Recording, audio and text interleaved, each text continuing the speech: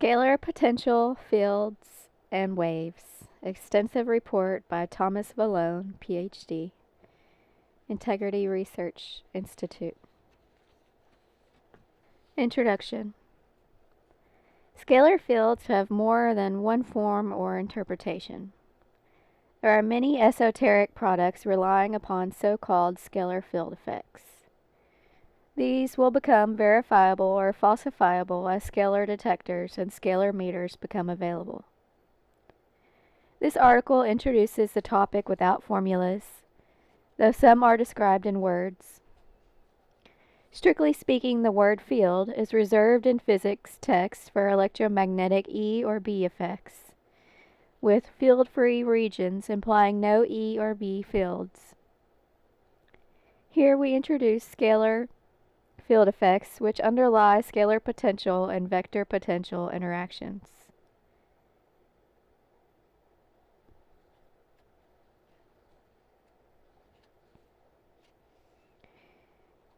Universal scalar fields.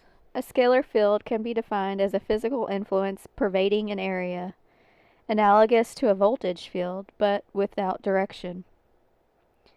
Scalar fields are everywhere. A recent article in Scientific American describes the universe as a self-generating fractal that sprouts other inflationary universes. Whether or not this new theory takes hold, it raises scalar fields to an important level of prominence. These are slightly different than the scalar fields found in electromagnetic theory, which will be discussed later. In inflationary theory, these scalar fields fill the universe and mark their presence by affecting properties of elementary particles. Modeled in Figure 1 on a supercomputer, the early moments of chaotic inflation resembles the Big Bang and appear as exploding stars.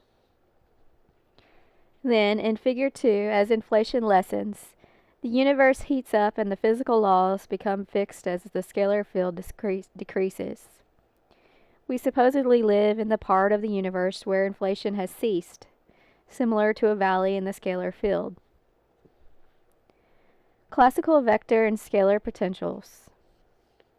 With that dramatic introduction, let's look at the widely accepted physical properties of the classical scalar potential. Without showing the physics, which can be found in the references, we start with the famous Aharonov-Bohm experiment, which brought the vector potential into prominence. A vector potential is analogous to a voltage or electric field that has a direction. Up until this experiment, the vector potential was regulated to electromagnetic textbooks as a mathematical concept without physical effects. Once Aharonov and Bohm set up a long coil with no leaking magnetic field outside the coil, they found that they could change the interference pattern of an electron beam source, which went around the coil. This was unexplainable except that the vector potential was outside the coil. Why is the vector potential so important? It is because the vector potential and the scalar potential together can completely define the electric and magnetic fields in any situation. In fact, the vector and scalar potential are treated on equal footing in the electromagnetic wave equation, which describes light, radio, and TV, almost like space and time being treated on equal footing in relativity theory. Therefore, in an Aharonov-Bohm experiment, the vector potential was shown to have an electromagnetic effect on the electron beam, even in the region where the magnetic field was zero. In mathematical language, this region is where the vector potential is curl-free. At the 1986 Tesla Symposium, Dr. Ray Galinas describes the curl-free vector potential effects, CFVP, in a simply connected space. The title of his paper. Since the curl of the vector potential is equal to the magnetic field, his presentation treated the effects outside the Aronoff bomb coil where there is no magnetic field. The physics Dr. Galinas used was gauge invariant, which is good, and even predicted a CFVP, or curl-free vector potential, detector using the interference effects from electron beams. He thus avoided using the word scalar in the whole article and any controversy it might have created.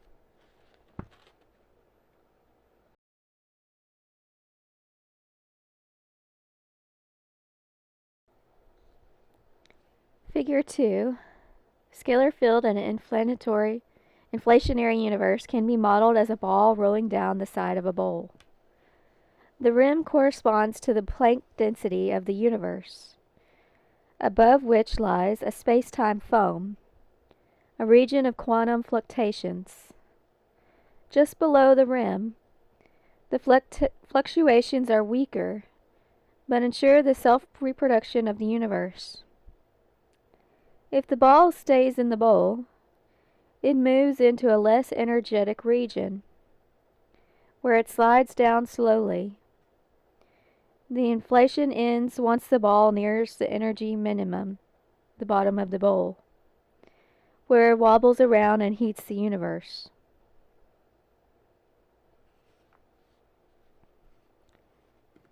To emphasize how closely connected the vector potential and the scalar potential is, we can assert that wherever there is a vector potential, the scalar potential is also present.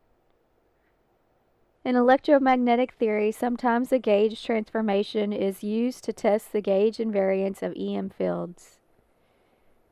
An example is the Lorentz gauge. If we use such a gauge transformation, EM books such as Magid or Jackson set the divergence of the vector potential equal to the partial derivative of the scalar potential with a constant multiplier. This emphasizes their relation to each other, just like force and acceleration in kinematics with a constant multiplier of mass, F equals ma. We may even say that the vector and scalar potentials are coupled. Kaponsky describes the vector potential as pointing in the direction of the scalar field propagation.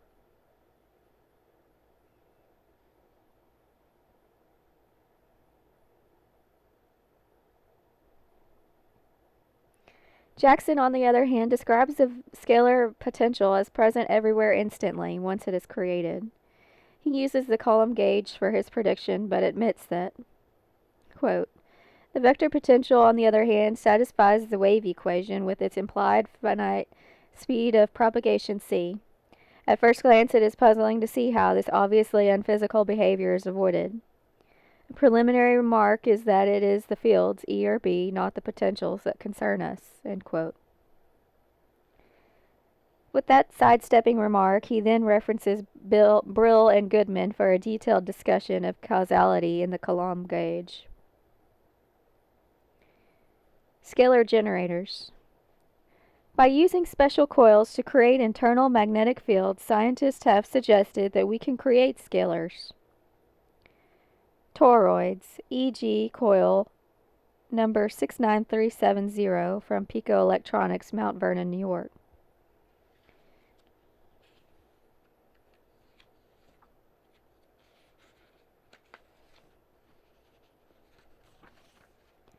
Have the unique geometry of being a long coil that touches both ends together like a donut.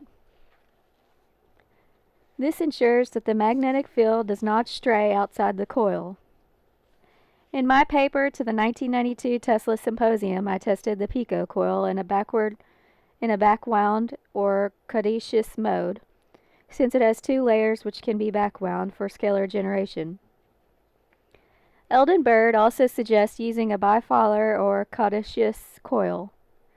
This configuration seen in Figure 4 and 5 cancels the magnetic field directly, even inside the coil, and guarantees the presence of scalar potentials and scalar fields. Murray King has suggested that spinning caduceus coils in opposing magnetic fields or abruptly bucking magnetic fields in the presence of bipolar coils as two possible modalities for inducing scalar fields. Dr. Jack D. from the Arizona State University writes in 1985 that if our generating source forces B to be zero at all times, then we can decouple the vector potential from B and the scalar potential from E. Therefore, the Bird and King coils are special scalar generators. Dr. D says the scalar waves replace the potential waves with the physical E and B fields are zero, when the physical E and B fields are zero. The scalar fields are more primitive than the potential fields in that the latter are derived from the former. Dr. D recommends for a true scalar generator the use of a Mobius coil, which cancels all electromagnetic fields. With a double twist and current paths which fold over on themselves, he says there should be an average phase difference between the top loop and the bottom loop. Then the scalar fields would reflect this average phase difference. Scalar waves and their biological significance. Reitz and Milford is an EM textbook used at the university level which shows that the scalar potential depends upon the inverse of the distance instead of the inverse square of the distance. All of the textbooks obtain the wave equation separately for the vector and then for the scalar potential. Reitz and Milford do not make the instantaneous prediction for the scalar potential and instead emphasize the EM wave characteristics, limited by the speed of light. Furthermore, they derive the retarded potential by substituting x over r for the scalar potential. This has been a famous controversy, rejecting the faster-than-light propagation, advanced potential, as physically unrealistic. As the textbook explains, quote, "The physical interpretation of the retarded potential is interesting. At a given point r and a given time t, the potentials are determined. If, for example, a point charge q located at the origin of coordinates were suddenly changed, then the effect of this change would not be felt at a distance r until a time r over c after the change was accomplished. The effect of the change propagates outward roughly as a spherical wavefront." End quote. Dr. Jack D. at the 1986 Tesla Symposium proposed another solution for the vector and scalar equations for E and B, where the two above mentioned texts begin. He finds that the gradient of x can be a solution for the vector potential and the partial time derivative of x can be the solution for the scalar potential where x is a scalar. Then x obeys the wave equation exactly as the vector and scalar potentials did in the above mentioned text. Dr. D then concludes that x is a scalar wave which varies harmonically with time, but only longitudinal fields exist because the vector potential points in the direction of propagation, which is the direction for x. These waves can be called non-Hertzian, since they do not vibrate transversely as suggested by Dr. Elizabeth Roscher. Dr. D emphasizes that the significance of x is seen in the electron wave function where two interfering electrons depend upon x base 1 minus x base 2 times x. Can then be interpreted as a phase or information field. He agrees that the phase field has a 1 divided by r dependence and that, more intriguingly, is their property of passing right through matter since information is carried rather than energy. He predicts that X fields can penetrate all objects and in fact can traverse the whole universe. Dr. Jack D. then states, quote, "An unknown characteristic of X is its velocity. The transverse E and B fields suffer from C limitation because of shear resistances, the electric permittivity and the magnetic permeability. It is not known what the velocity is for longitudinal fields. It is possible that it is not C-limited. In the Coulomb gauge, the scalar potential is an instantaneous potential. Thus, the hypothesis is that X is also an instantaneous field. It is possible that we live in a universe filled with information fields operating at all frequencies. Due to their subtle nature, man is entirely unaware of their existence. However, if man and other life forms have subconscious phase detectors akin to the FM detectors in radio communications, then we all may be connected in subtle and numerous ways. End quote. Dr. Pat Flanagan has reported that the brain can detect phase differences of 2 microseconds. We confirmed this at Tufts University. The pinna, or outer ear, is a phase encoding array that generates a time ratio code that is used by the brain to localize the source of sounds in 3D space. Localization time ratios run from 2 microseconds to several milliseconds. His patented neurophone is really a scalar wave device, since the out-of-phase signals from the electrodes mix in the nonlinear complexities of the skin dielectric. Research has shown that nerve-deaf patients can hear with this device when they cannot hear physical acoustic sounds. This was even demonstrated at the patent office. Dr. Glenn Rain with the Institute for Heart Math has shown biological effects from water irradiated with scalar waves using caduceus coils. He has also measured effects on the immune system with scalar waves. Scalar detectors. It has been suggested that biological systems and cellular cultures can measure the phase difference caused by scalar fields and waves. Dr. D says biological organisms and gas tubes serve as highly nonlinear media, and for this reason they can serve as scalar field detectors. However, the efficiency may be rather low. For high-efficiency detection, an electron interference device should be used. This author is interested in developing an electron interference scalar detector meter when the commercial market is ready for it. A proposal for such a product is available on request to the Institute.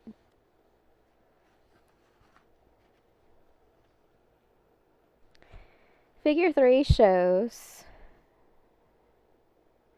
2 schematics combining caduceus windings. These wires were wound as caduceus coils in both the series and parallel configuration. Such a configuration makes a scalar wave generator. The figure shows one schematic for a parallel wired, and then it shows a second schematic for a series wire coil. Combining bifilar windings. These wires are wound as bifilar coils in both the series and parallel configuration. Such a configuration makes a scalar wave generator. Figure 3 shows one winding in parallel and the other wired in series. Advanced research directions. Dr. Jack D. points out that scalar fields are mathematically the same as gauge fields used in unified field theory. They belong to the mathematical group which includes tensor fields as well, relating to the electromagnetic weak and nuclear forces together. He points out in the same articles as above. If scalar fields have reality, then it is also possible that the abstract tensor fields have reality, and new vast areas will be opened for research. End quote. Tom Bearden has also looked at more advanced theories of scalar potentials in fields, using E.T. Whittaker's concept of potential as a bidirectional flow of energy. This concept leads to a requirement of complementary pairs of conjugate photons in electromagnetism. Time reversal effects and physical forces from scalar wave interference are some of the predicted results. Mr. Bearden has, as other scientists before him, suggested that Tesla's beam weapons are based on scalar technology. Since it was widely known that Tesla did not care for Maxwell or Hertz for the understanding of electromagnetism, it is possible that scalar wave production was involved in his design of the Long Island Wardenclyffe Tower for beaming power to Europe. However, this is just speculation. Or is it?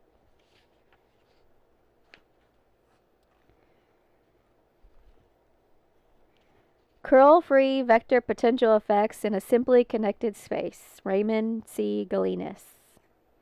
Kastner and Galinas Co., Incorporated, P.O. Box 1013, 10 Crush Street, Concord, Massachusetts 01742. Abstract. A gauge invariant expression for the phase difference between 2 points of a wave function is derived using the Schrödinger equation for a charged particle in the presence of a vector potential. Such a phase difference is found to be a gauge invariant in a simply connected space in the quantum formalism. As applied to Anarov and Bohm effect, these findings therefore show that a multiply connected space is not an essential condition for establishing gauge invariance.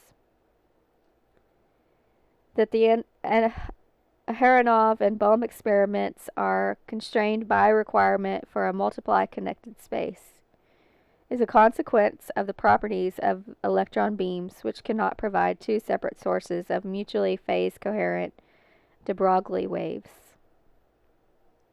The macroscopic quantum interference properties of the superconducting Josephson junction are described. It is shown that a Josephson junction provides quantum interference between two mutually phase-coherent sources of superconductive wave functions and therefore enables detection of curl-free vector potential effects in a simply connected space. An experiment is described to detect a change in phase difference of the superconductive wave function across a Josephson junction caused by a remote source of curl-free vector potential. Introduction. Classical electromagnetic theory posits electric and magnetic fields as mediators of interactions between charged particles. Local actions of the fields on the charges produce forces according to the Lorentz equation. Thus, the presence of electric and magnetic fields is detectable by observing the effects that the fields produce on the motion of charged test bodies. Introduction of scalar and vector potentials allows the development of a conical formalism in the spirit of Newtonian mechanics. Nevertheless, the equations of motion can always be expressed in terms of the fields alone, so no compelling reason can be advanced to accord the potentials independent physical significance. Further, the potentials can be defined from source charge and current configurations only up to the arbitrary gauge, so that the relation between the potentials and the fields is not unique. Since local conservation of charge is a requirement of classical electromagnetic theory, and since only the gauge invariant field equations and the resulting gauge invariant quantities can meet this requirement, the potentials cannot be independent of the fields. Also, in classical electromagnetic theory, gauge invariant expressions of the fields are accomplished by operations of elementary vector calculus that simultaneously reduce both gauge terms and field-free potential terms to zero. That field-free potentials cannot produce forces on a classical test charge and a consequence of the classical prescription for formulating gauge invariant expressions of the fields. Finally, all experimental attempts to observe electromagnetic forces on classical test charges in regions of field-free potential have yielded null results, thereby confirming the theoretical conclusion that field-free potentials do not have physical significance. The author wishes to emphasize that the failure of experiments to yield other than null results constitutes the conclusion demonstration that the potentials of classical electromagnetism lack physical significance. In quantum mechanics, Mechanical formalism is an essential requirement for a consistent theory. Therefore, the potentials play a primary role and cannot be eliminated by the fields. These quantum equations are gauge invariant by the principles of minimal substitution, which significantly differ from the classical prescription or gauge invariance inasmuch as gauge invariant expression of a phase difference of a quantum wave function cannot simultaneously reduce both gauge terms and the field free potential terms to zero. Many physicists have assumed that calculations involving gauge and field free potentials in quantum mechanics would always yield identical results to those found in classical gauge invariant calculations, and therefore assume that quantum gauge invariance also implies that the potentials have no physical significance independent of the classical fields.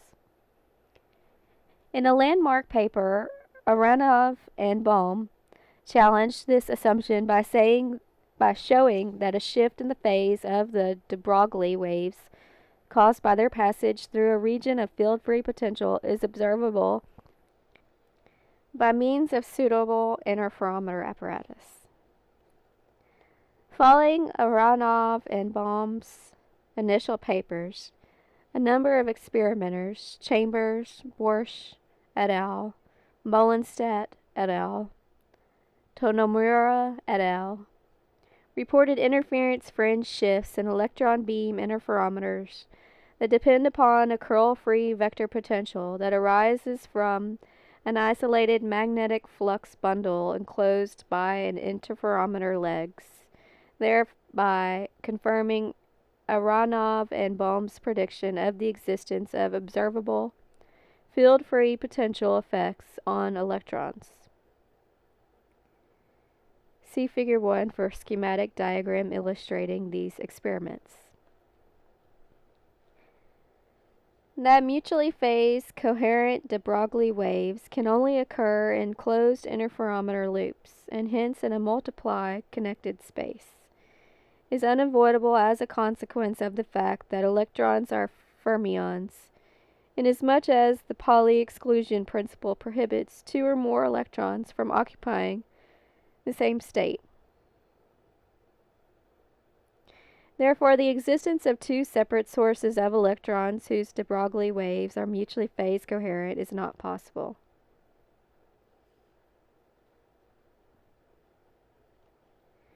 Observation of CFVP effects using an electron beam interferometer requires that an isolated bundle of magnetic flux be enclosed in the space encircled by the paths of the separated de Broglie waves, thereby imposing a multiply connected topology on the experimental D apparatus.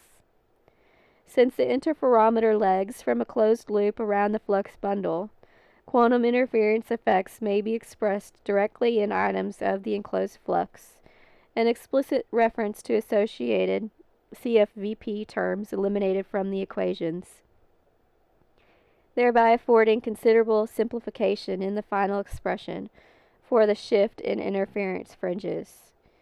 As predicted by Aronov and Bohm, the maxima of the interference pattern shifts a full cycle for each increment of enclosed flux that is equal to a quantum flux unit.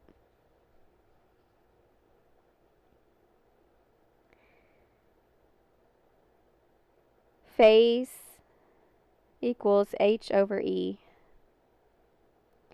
This result is a direct consequence of the multiply connected topology of the experimental apparatus.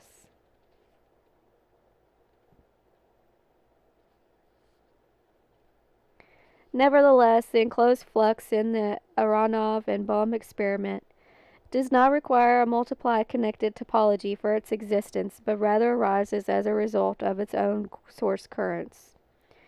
Further, the phase difference of the de Broglie wave in each leg of the interferometer may be separately defined by quantum equations that are gauge invariant. That's why a multiply connected topology is necessary to define the displacement of the interference fringes in terms of a flux increment normalized by a flux quantum. A multiply connected topology is not necessary for a gauge invariant description of either the enclosed flux or the shift in the interference fringes in the Enarov and Bohm experiments.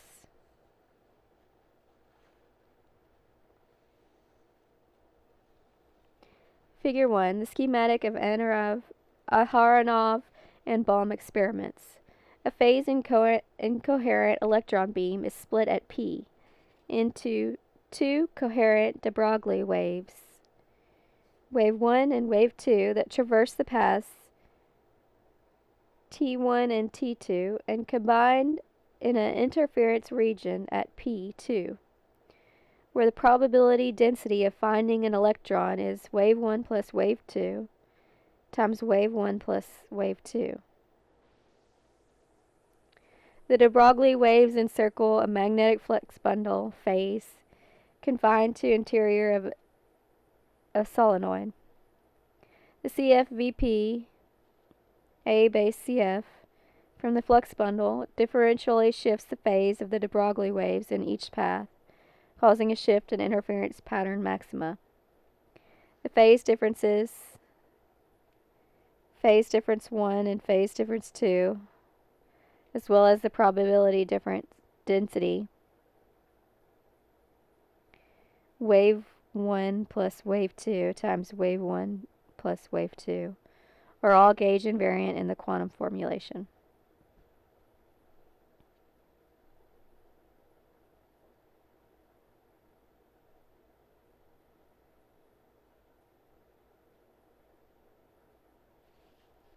We therefore consider means of interferometrically observing CFVP-induced phase shifts in a simply connected space, recognizing that interferometric observation of such phase shifts in a simply connected space cannot be made by using electron beam interferometers.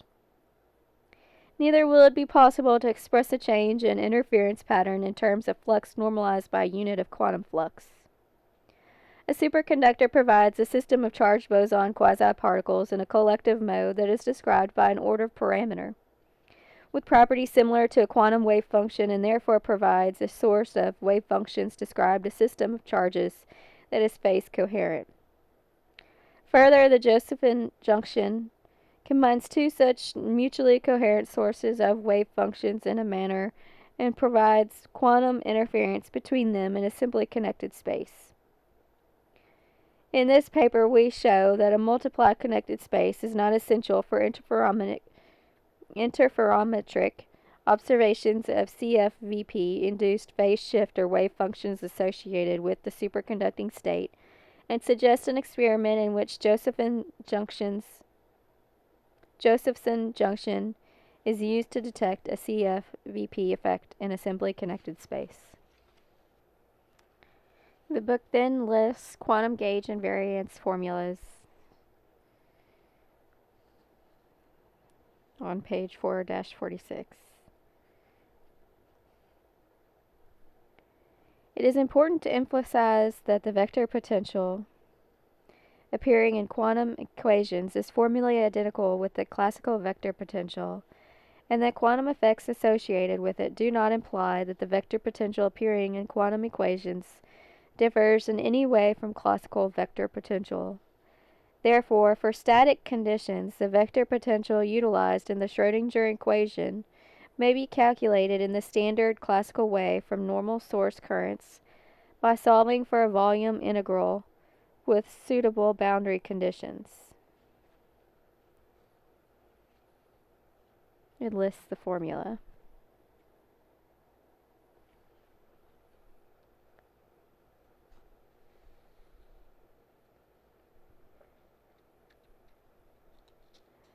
As is well known, equation can be defined only up to an arbitrary gradient of scalar or gauge terms. These gauge terms can be interpreted as gradients of pseudo-potential surfaces that arise from source configuration of pseudo-charges. By convention, the pseudo-potential surfaces can be expressed in terms of the divergence of the vector potential by solving the Poisson equation. And it lists the formula. Equation 13 enables definition of specific gauges in terms of the divergence of the vector potential. For the special condition where the formula all pseudo-source terms are zero, and hence all pseudo-potential surfaces x are zero. Under these conditions, a CFVP is solenoidal. In calculating a vector potential from source terms according to equation 13, it is first necessary to choose a specific gauge. Inasmuch as the quantum equations are gauge invariant, the choice is completely arbitrary as far as the physics are concerned. Although for static problems, the column gauge simplifies calculations.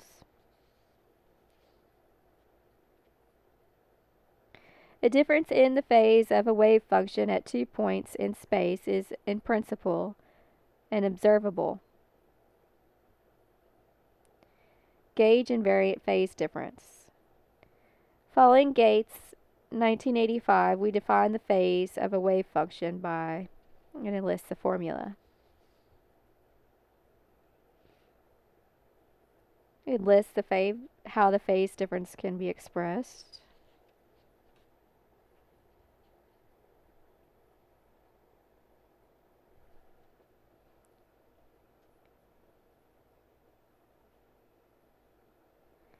Many physicists are surprised to learn that gauge invariance of a phase difference between 2 points of a wave function involves an expression including a line integral of the vector potential that is not closed in a loop.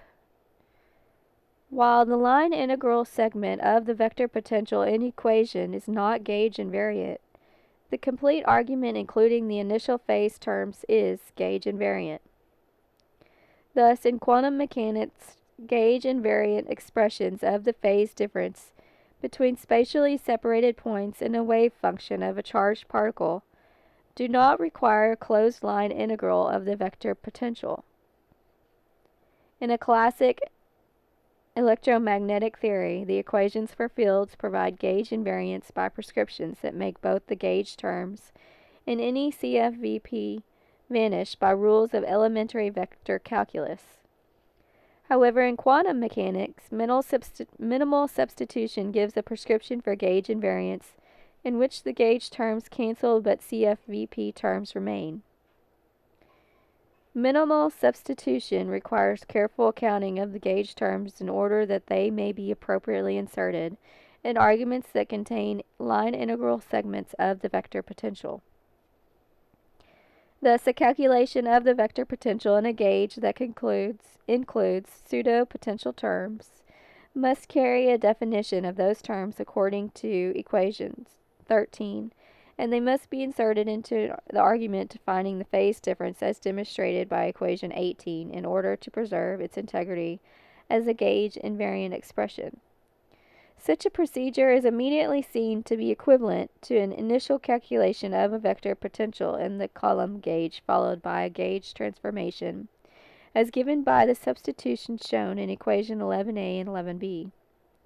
It is interesting to note that such gauge transformation in quantum mechanics has the effect of reducing the expression for the gauge invariant phase difference to an equivalent expression with the vector potential in the column gauge.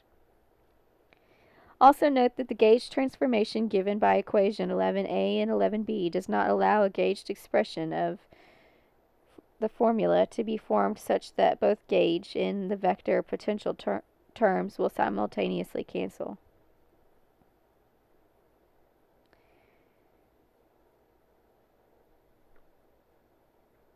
This result holds whether the vector potential has curl or is curl-free.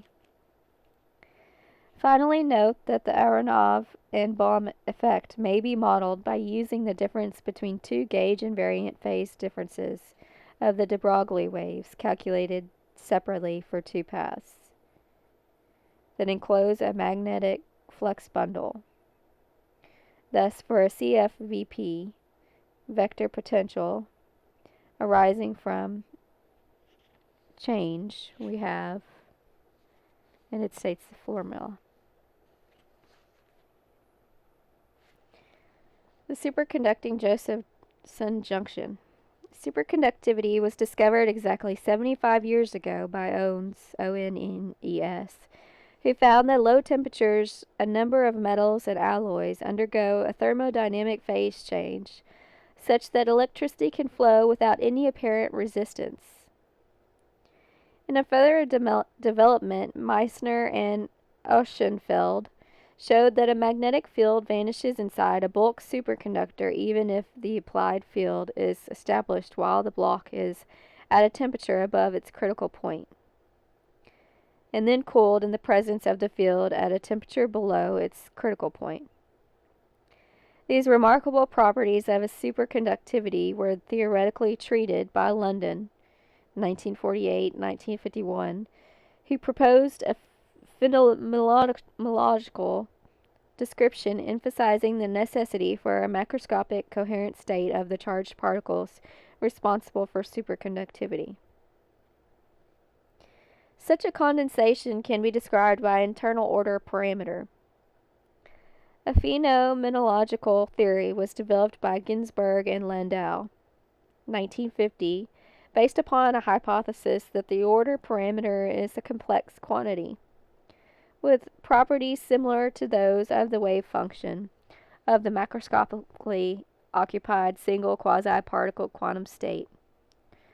Subsequently, Bardeen, Cooper, and Schrieffer developed a microscopic theory of superconductivity that discovered the quasi-particle responsible for superconductivity to be electron pairs coupled by an electron-phonon attractive interaction between the electrons and mediated by the lattice.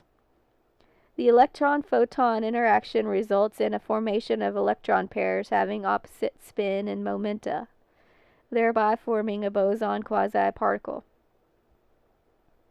The Bardeen, Cooper, and Schrieffer theory clarified the nature of collective condensed modes of charges in superconductors.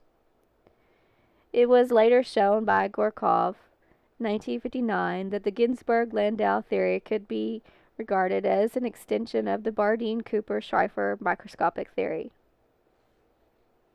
In the Ginzburg-Landau theory, wave base S, absolute to the second power, is interpreted as the internal order parameter of the original two-fluid model of Goiter and Casimir of 1934. The charge density P base S of the superconducting Cooper pairs at a given temperature is equal to the square of the amplitude of the order parameter, i.e., parameter base S equals absolute wave base S to the second power, so that the order parameter may be expressed in terms of the square root of the charge density of the Cooper pairs in symbols, and it states the formula.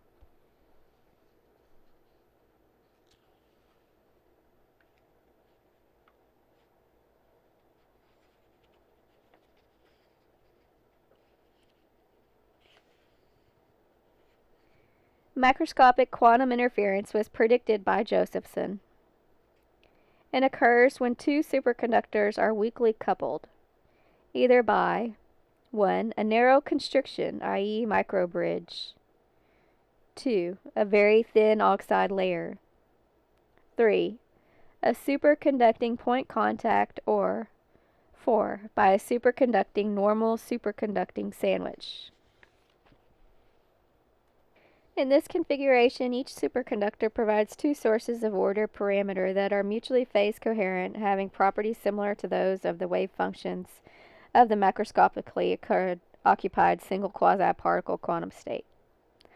The wave function on both sides of the barrier are waveform 1 equals the square root of parameter e to the imaginary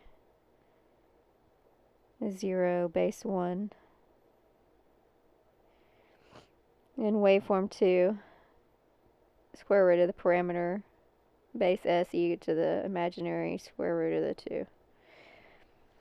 Inside the interference region comprised of an insulating or normal metal barrier of thickness 2a, the wave functions wave 1 and wave 2 decay exponentially and overlap to produce macroscopic quantum interference in a simply connected domain. These relationships are illustrated in Figure 2.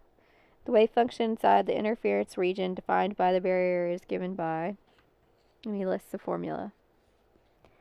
We must note a restriction on the interpretation of the vector potential appearing in Josephson equation, which comes about because we used a linearized form of the Ginzburg-Landau equations in deriving the Josephson equation.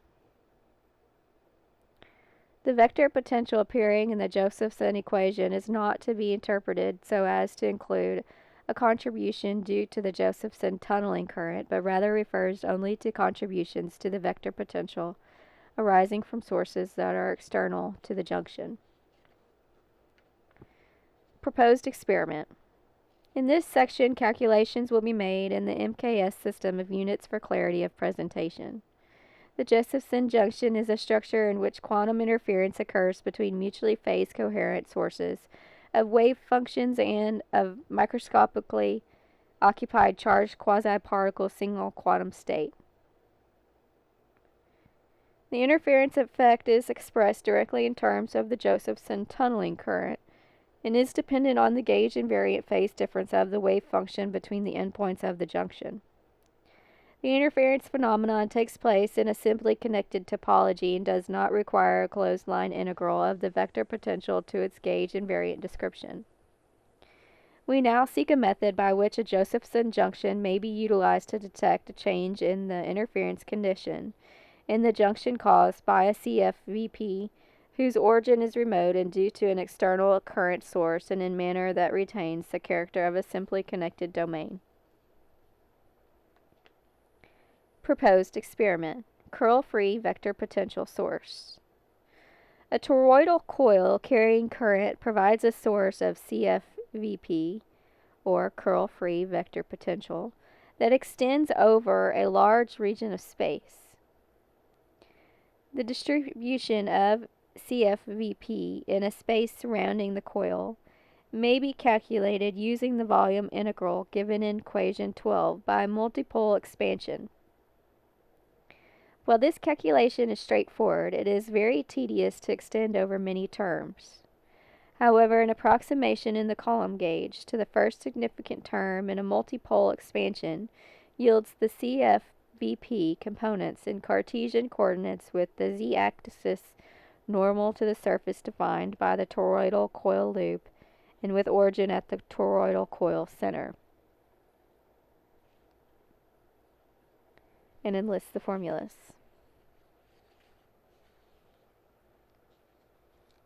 The vector potential components may be immediately recognized as having the form of a dipole field. It is seen that the vector field of a CFVP is cylindrically symmetric and solenoidal in the column gauge. As noted earlier, quantum gauge invariance by minimal substitution of a phase difference has the effect of always reducing the vector potential in the argument to an equivalent expression of the column gauge. We therefore take the vector potential as defined in the column gauge to most directly describe its direction and magnitude insofar as it effect on the phase of the wave function in the junction barrier is to be calculated. As an example calculation, consider a toroidal coil of modest size having an inner radius of 5 times 10 to the negative second meter and an outer radius of 2.5 times 10 to the negative 1 meter with 7.5 times 10 to the third turns of the wire wound on a soft iron core having a permeability of 10 to the negative 3 Henry per meter. And the median plane of the toroidal coil, A base x equals A base y equals 0, and equation 35c gives A base 2 equals 5.86 times 10 to the negative 4i divided by r to the third volt second meter using the above values. Proposed experiment. Detection of a change in the curl-free vector potential. We now show how a change in the curl-free vector potential passing through the junction may be detected in a simply connected space by phase detection of Josephson radiation. The AC Josephson effect was first predicted by Josephson in 1964 and indirectly confirmed by Shapiro, 1963, and appears as an oscillating current when voltage is placed across the junction. The oscillating Josephson tunneling current has a frequency given by omega equals Q volts divided by H. According to the above relation, a voltage of 1 microvolts corresponds to a frequency of 483.6 megahertz. Josephson, 1964, also predicted the onset of coherent photon radiation caused by the oscillating Josephson tunneling current of Cooper pairs through a junction between two superconductors having a non-zero electric potential. Detection of Josephson radiation was reported by Langenberg et al. In 1965. The Josephson electromagnetic radiation is phase coherent and therefore provides information about the instantaneous phase condition of the Josephson current in the junction. We model the Josephson current under the combined interaction of both CFVP and constant driving voltage by, and he lists the equation.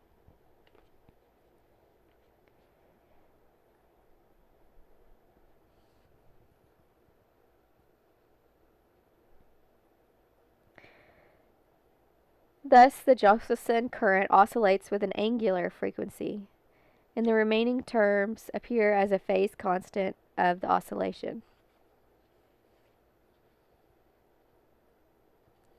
We emphasize that this collection of terms representing the phase constant in equation is gauge invariant by the results previously shown.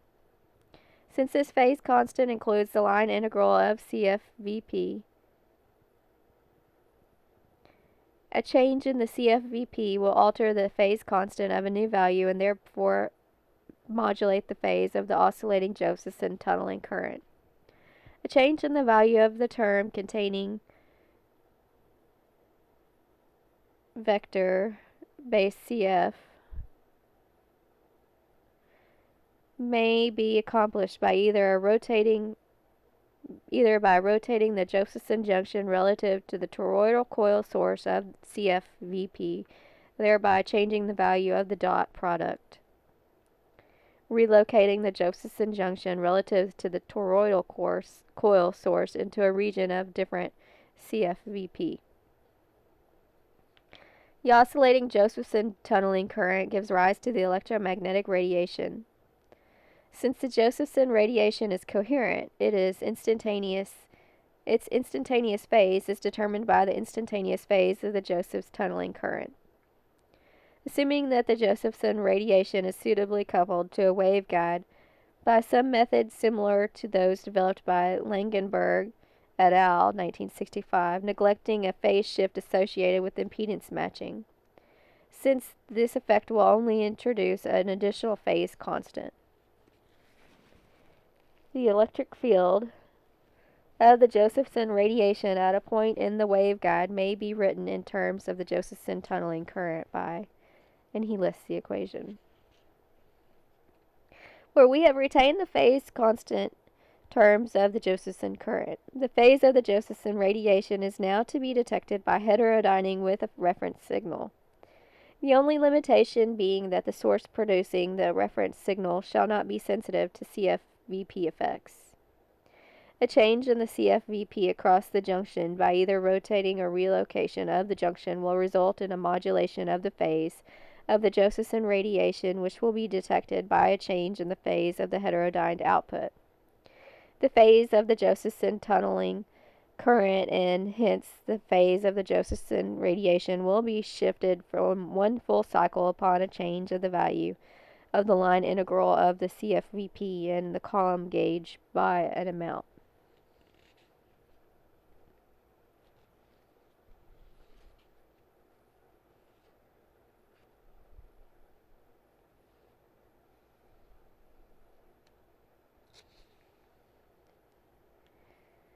From this analysis, we conclude that a shift in the CFVP term will alter the initial arbitrary phase constant term for the monotomically increasing phase difference of the argument in a Josephson junction across which has been placed a constant voltage.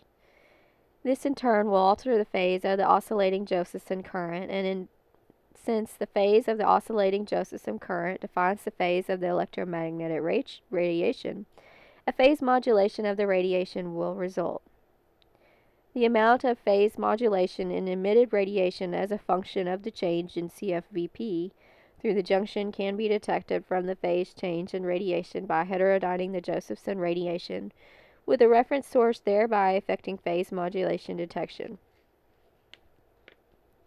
Concluding remarks.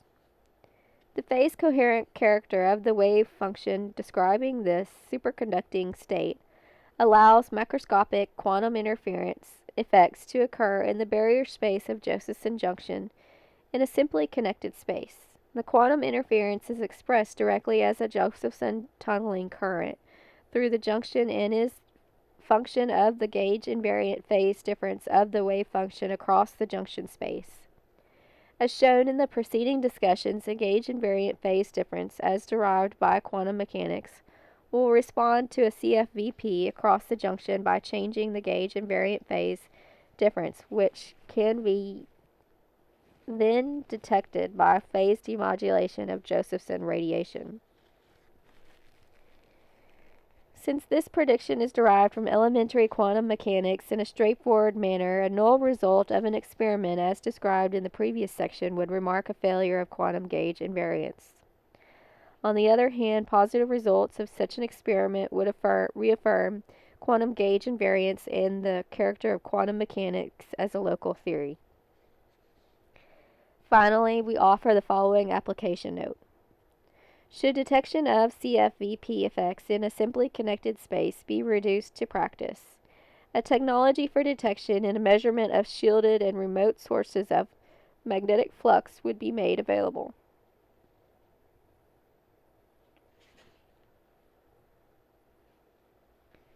And that concludes Galenus's paper.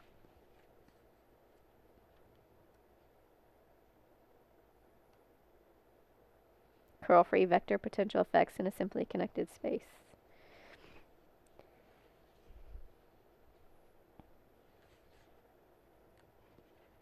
It lists footnotes. It lists the references. Next up, the book states his United States patent, Galenus. Apparatus and method for modulation of a curl-free magnetic vector potential field. 4,429,288 U.S. patent. Application number 198,380. Assignee Honeywell Incorporated, Minneapolis, Minnesota. Inventor Raymond C. Galenus, Concord, Massachusetts.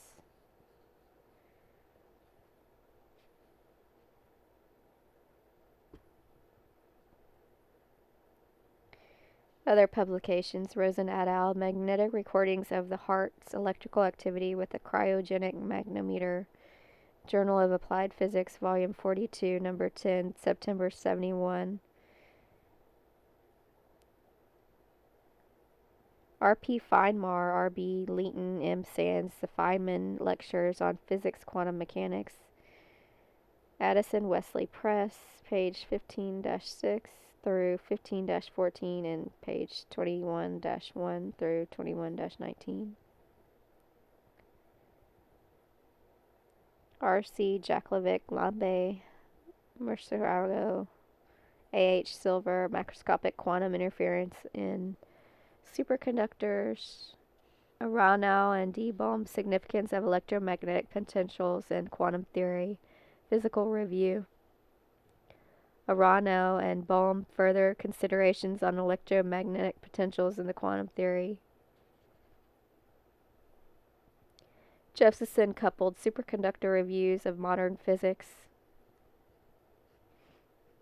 Abstract. Apparatus for producing and modulating a magnetic vector potential field have a substantially curl-free component.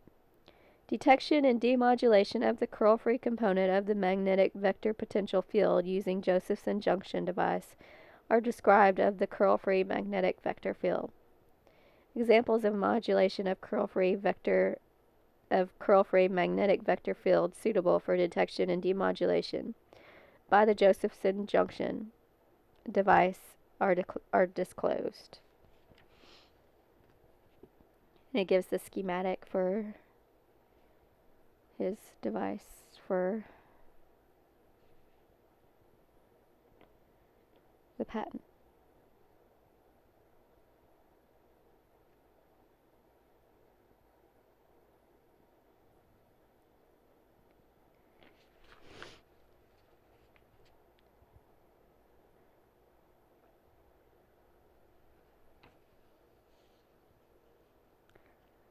Next is another patent by Halputoff. Communication method and apparatus with signals comprising scalar and vector potentials without electromagnetic fields. Inventor Harold E. Putoff, Austin, Texas. Assignee Earth Tech International Incorporated, San Antonio, Texas. Application number 109,983, filed August 23, 1993. Publications: Y. Aranov et al. Significance of electromagnetic potentials in the quantum theory. The Physical Review, 2nd Series, Volume 115, Number 3, August 1st, 1959, pages 485 through 491. Y. Aranov et al. Further Considerations on Electromagnetic Potentials in the Quantum Theory. The Physical Review, Volume 123, Number 4, August 15, 1961, pages 1511 through 1524. Y. Emery et al. Quantum Interference and the Aranov Bomb Effect. Scientific American, Volume 260, April 1989, pages 56 through 62. R.P. Feynman et al. Feynman Lectures on Physics, Quantum Mechanics, Addison Weekly Publishing Company, pages 21 through 14, 21-18. B.D. Josephson, Coupled Superconductors, Reviews of Modern Physics, Volume 15, Number 7, 16 August 1965, pages 295 through 297. D. N. Langenberg et al. Investigations of Microwave Radiation Emitted by Josephson Junctions. Physical Review Letters, Volume 15, Number 7, 16 August 1965, pages 294-297. R.C. Galinas, Curl-Free Vector Potentials in a Simply Connected Space, 1986. International Tesla Society, Incorporated, pages 4-43 through 4-60.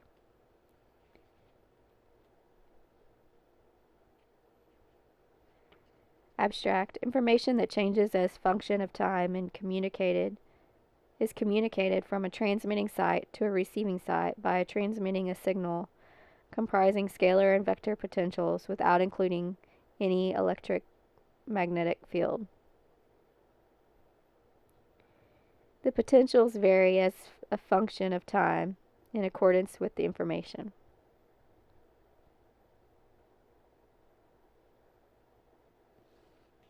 And it shows the schematic.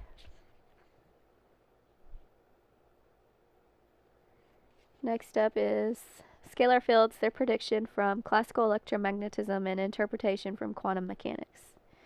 Jack E. Day, or D. D-A is how it's spelled.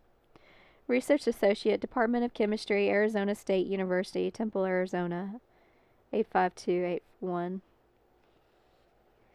Introduction. In the past few years, there has occurred a renewed interest in the ideas and inventions of Nikola Tesla after many decades of obscuration. Among the many interesting ideas espoused by Tesla are the longitudinal, non-Hertzian aspect of radio wave propagation and the wireless transmission of power. These two ideas are considered unsound in light of the conventional wisdom of modern science. In deference to the great inventive genius of Tesla and in light of certain claims that Tesla had actually discovered and used scalar waves, It would be an interesting exercise to see what modern theories can say concerning scalar waves. A scalar can be defined non-rigorously as a point with magnitude but no direction, in contrast to a vector, which is defined as a point with both magnitude and direction. Hertzian waves, which consist of oscillating transverse electric and magnetic fields, are vector waves and therefore cannot be the scalar waves which Tesla had used. The other types of fields which show promise in describing scalar fields are the potential fields. In a paper written in 1959 by Y. Aharonov and David Bohm, the authors described by a subtle effect arising from potential fields when both the electric and magnetic fields were absent. A short account of the Aharonov-Bohm effect will follow. The Aharonov-Bohm effect. In a region with electric and magnetic fields E and B, classical physics predicts that a particle of charge, Q, will experience a force, Lorentz force, where c is the speed of light, vector the particle velocity. If the E electric and B magnetic fields are radiation fields, time varying, then the energy flow, Poynting's vector, is, and he lists the formula. If both the electric and magnetic fields are zero, then it is seen that all forces are zero and all energy flows are zero. Thus, no physical consequences can be observed if the electric and magnetic fields are zero. Quantum mechanics requires the use of potential fields rather than the electric and magnetic force fields. The vector potentials A and the scalar potential change are related to the electric and magnetic fields by, and it lists the formula.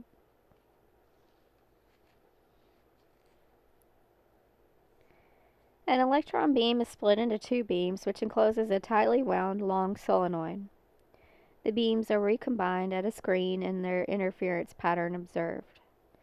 If there are no fields present, neither magnetic nor scalar, and the path lengths are the same, then the electrons will interfere constructively because their phases were the same in the initial beam. Now the solenoid is turned on and magnetic flux exists inside the solenoid.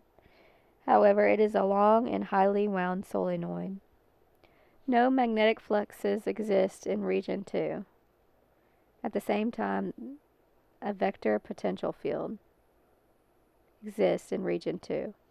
Here is I is the current, N is the number of turns per unit length, and the radius of the solenoid, and R the distance from the solenoid axis.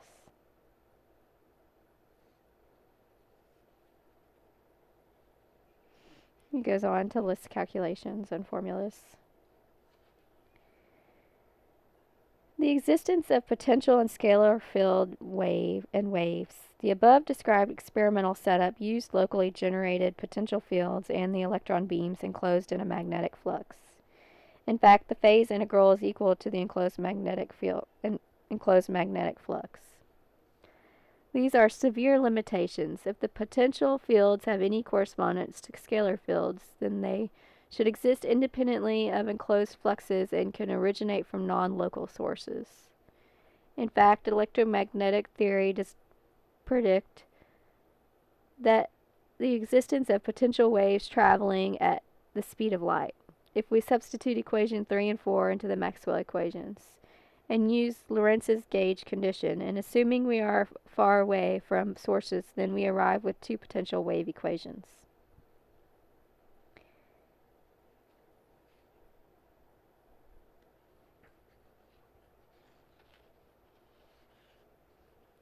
Thus, we have predicted the existence of scalar waves. The scalar waves replace the potential waves with the physical, electric, and magnetic fields are zero. The scalar fields are more primitive than the potential fields in that the latter are derived from the former. If we assume that x varies harmonically with time, then where k is the wave vector pointing in the direction of the travel.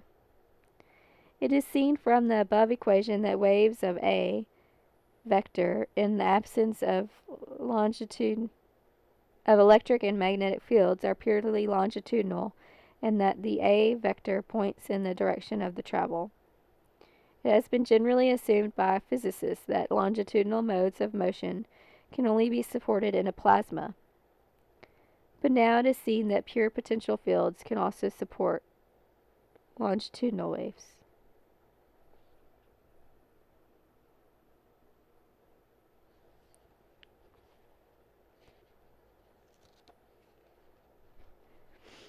Equation substituted into equation results in, and it lists the formula.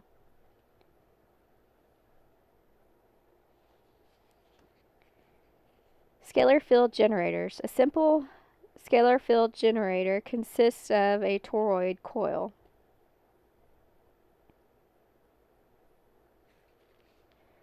Thus, the magnetic flux are enclosed inside the coil and only scalar fields exist outside.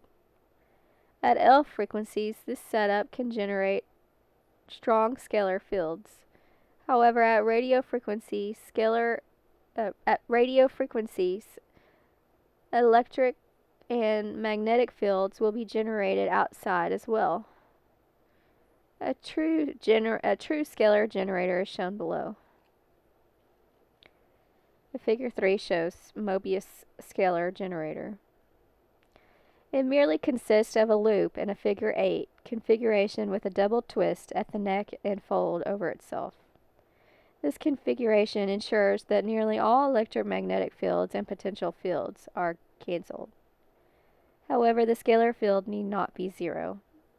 The scalar field measures the phase of the current, and the electron at the beginning of the loop will have a different phase than at the end of the loop due to lattice scattering.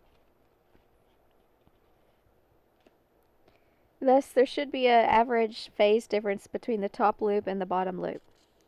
The scalar fields will reflect this average phase difference.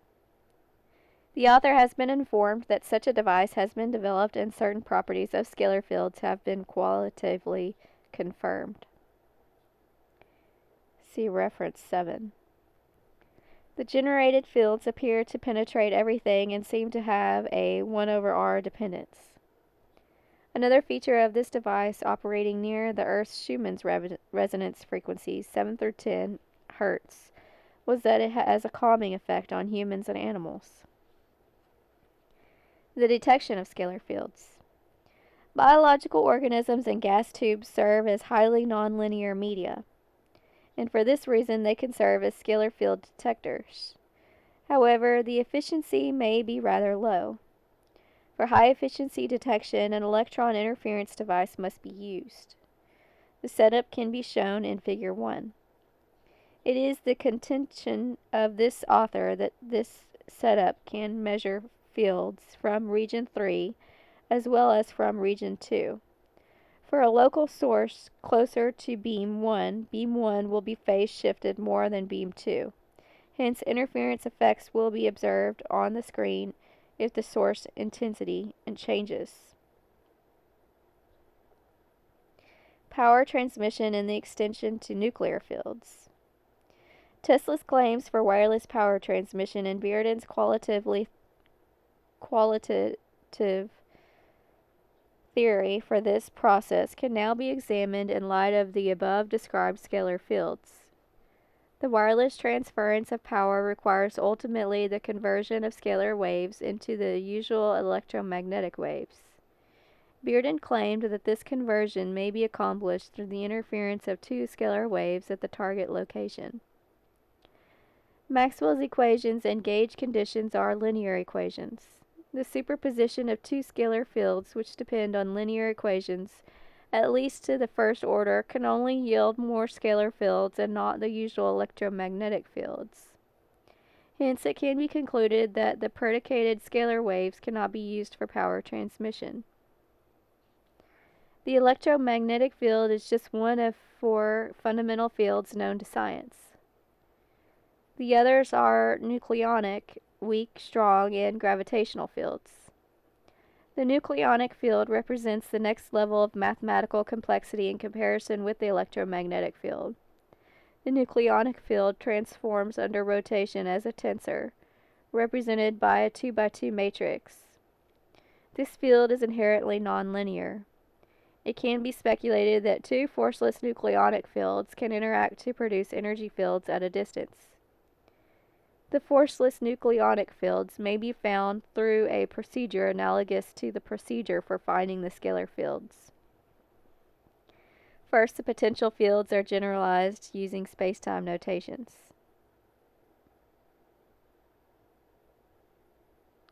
And then he lists the formula. The original description of the nucleonic fields by Yang and Mill predicted massless exchange particles called vector bosons between 2 nucleons, such as a proton and a neutron. These massless particles, in analogy with photons, have long range and thus can be used for power transmission. However, the standard unified theory uses the Higgs mechanism to introduce mass to the vector bosons, and their range becomes too short for power transmission. Hence, the original Yang-Mill fields are the best candidates for the Tesla-Beardon scalar fields for wireless power transmission. Conclusion. In this paper, certain claims for the existence of non-Hertzian waves were examined in light of classical electromagnetism and quantum mechanics. In the process, the existence of scalar fields and waves were predicted. These are fields with long range and great penetrating power. The associated potential waves are longitudinal waves in contrast to the familiar transverse electromagnetic waves. The scalar waves cannot be detected directly because they do not impact energy and momentum to matter. On the other hand, they impart phase shifts to matter, and they may be detected through interference means. Because of their elusive nature, they may also be called scalar vacuum waves. The underlying scalar field is already known to physicists in the context of quantum field theory and is known as the scalar gauge field. It is gratifying that in this period of research, other researchers reported the observation of fields which behaved qualitatively similar to the predicted scalar fields. The extension of the forceless field concept to the nucleonic field should yield higher order fields with even more interesting properties than the scalar fields. This matter is being under investigation.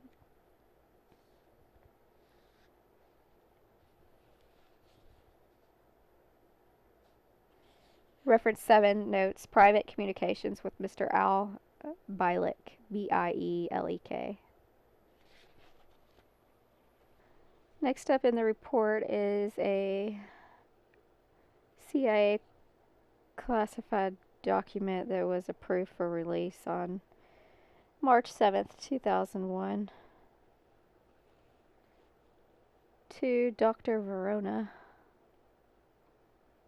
from DT-ACO, subject scalar waves. Reference verbal request for summary statement on scalar waves. 1. See per reference. The writer will provide a summary below of his understanding of the nature of scalar waves. These are unconventional waves that are not necessarily a contradiction to Maxwell's equations, as some have suggested, but might represent an extension to Maxwell's understanding at the time. If realizable, the scalar wave could represent a new form of wave propagation that could penetrate seawater, resulting in a new method of submarine communications and possibly a new form of technology for ASW.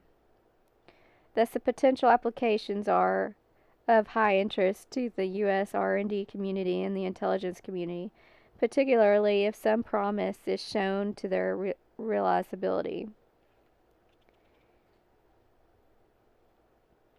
2. C divided NF. There is community in the U.S. that believes that the scalar waves are realizable. In a recent conference sponsored by the IEEE, these were openly discussed and a proceeding on the conference exists. The conference was dedicated to Nikola Tesla and his work, and the papers presented claim some of Tesla's work used scalar wave concepts. Thus, there is an implied Tesla connection in all of this. The paragraph in the paper is redacted. Number 3. U. The scalar wave. As the writer understands, it is not an electromagnetic wave. An electromagnetic EM wave has both electric fields and magnetic fields. And power flow in EM waves is by means of the pointing vector as follows. Scalar equals electromagnetic times Scalar equals electric times magnetic watts divided by meter squared. The energy per second crossing unit area whose normal is oriented in the direction of S is the energy flow in the EM wave. A scalar wave has no time-varying B field or magnetic field. In some cases, it also has no electric field. Thus, it has no energy propagated in the EM waveform. It must be recognized, however, that any vector could be added that could integrate to 0 over a closed surface, and the pointing theorem still applies. Thus, there is some ambiguity in even stating absolute S equals absolute E times absolute B is the total EM energy flow. The scalar wave could be accompanied by a vector potential in E, and yet B remains 0 in the far field.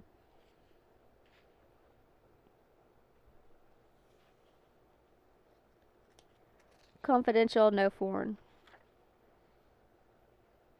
From EM theory, we can write as follows. In this case is the scalar electric potential, and A is the magnetic vector potential.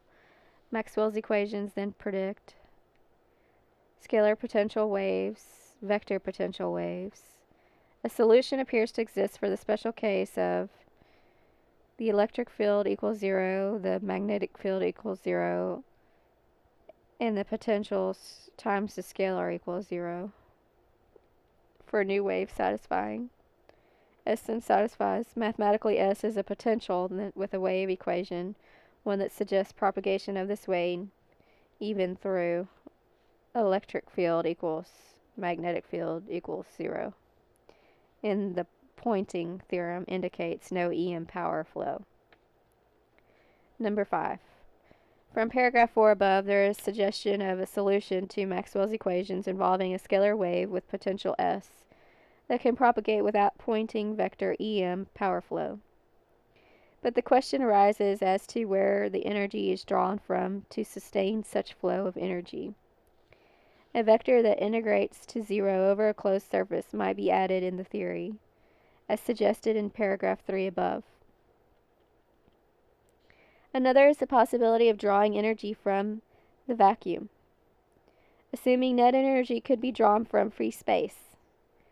Quantum mechanics allows random energy in free space, but conventional EM theory has not allowed this to date.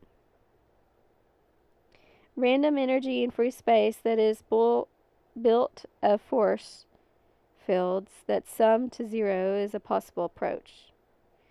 If so, these might be a source of energy to drive the S waves drawn from free space. A number of engineer scientists in the community suggest in paragraph 2 are now claiming this. A chief proponent of this is Lieutenant Colonel Tom Bearden, who also lectured at IEE Tesla Symposium. He's known for his fer-de-lance briefing on Soviet scalar weapons. Number 6. In summary, scalar waves refer to non-EM waves with the potential for unconventional wave propagation. They appear to have some properties of soliton waves. They may not attenuate like EM waves do. Their existence is not proven. But if they exist, their energy source is not clear. They have a quantum mechanical flavor about them. Number 7. If such scalar waves exist, then they will be transformed via collective phenomena from microscopic waves to macroscopic waves, as in the case of Josephson junction theory, Cooper pair electron effects. They will also behave like longitudinal waves in a plasma and grow via propagation on a non-optical branch of the WK space.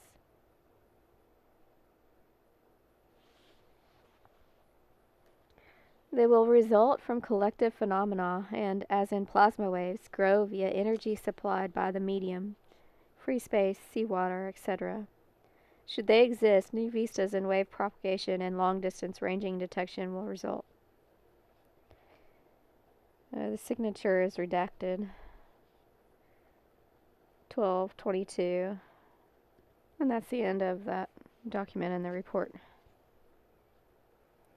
Next up is lectures on quantum mechanics. Gordon-Bohm. Klein-Gordon equation. It lists formulas.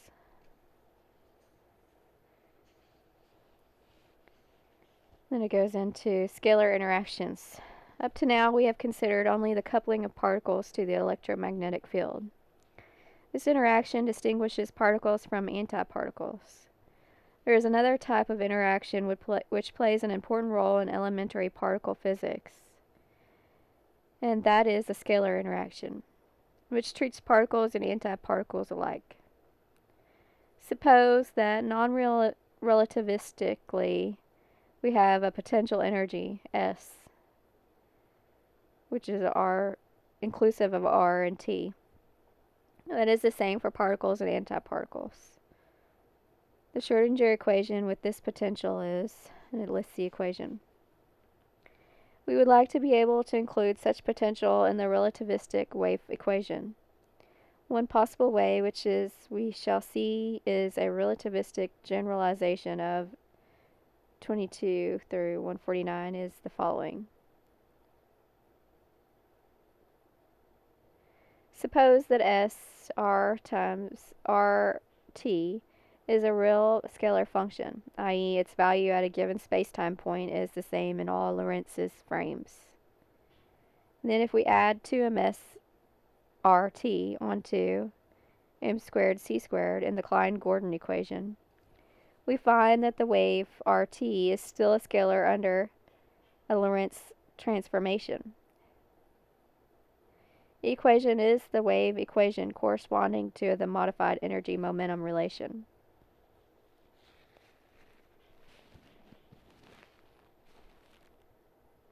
Since RT is real, both wave and wave multiple are solutions to 22 through 150, thus antiparticles behave the same in potential S as particles. If S is independent of time, then the Klein-Gordon equation for the stationary states become, and it lists the equation. The equation is relativistic generalization of the Schrödinger equation in the potential S, since the non-relativistic limit E equals mc squared. And thus, the equation, the fact that it depends only on E squared means that if E is an eigenvalue, so is negative E. There is a symmetry between positive and negative energy solutions because the scalar potential S doesn't distinguish particles and antiparticles. Solving 22-153 is equivalent to solving the non-relativistic equation.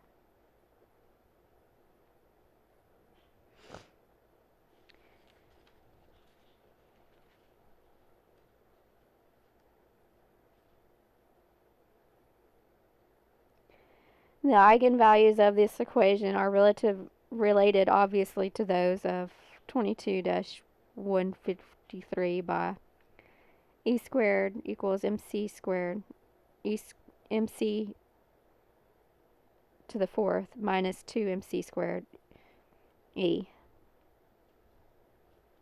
Neutral particles. We have always interpreted particles RT as a charge density. How do neutral particles fit into the theory? There are two possible cases to consider.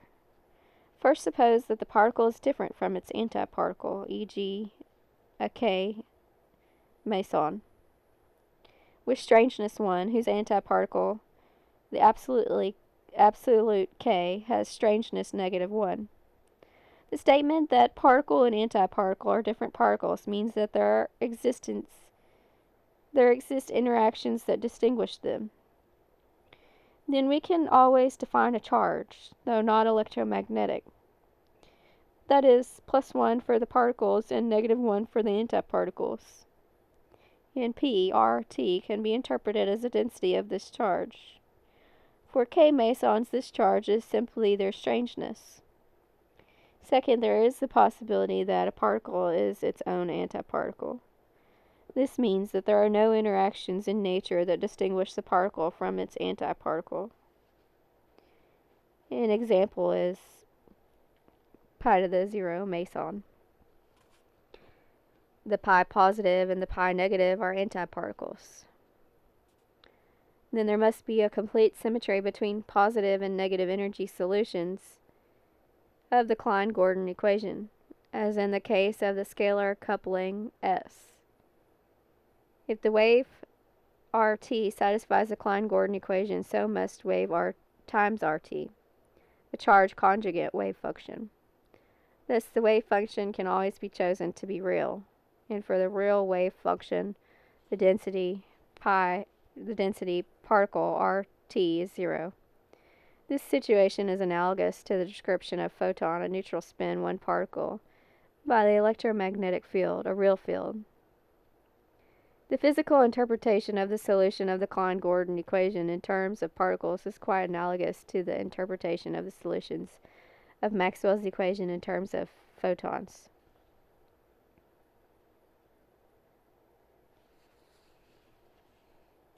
A list of problem set at the end of that paper. And the paper continues.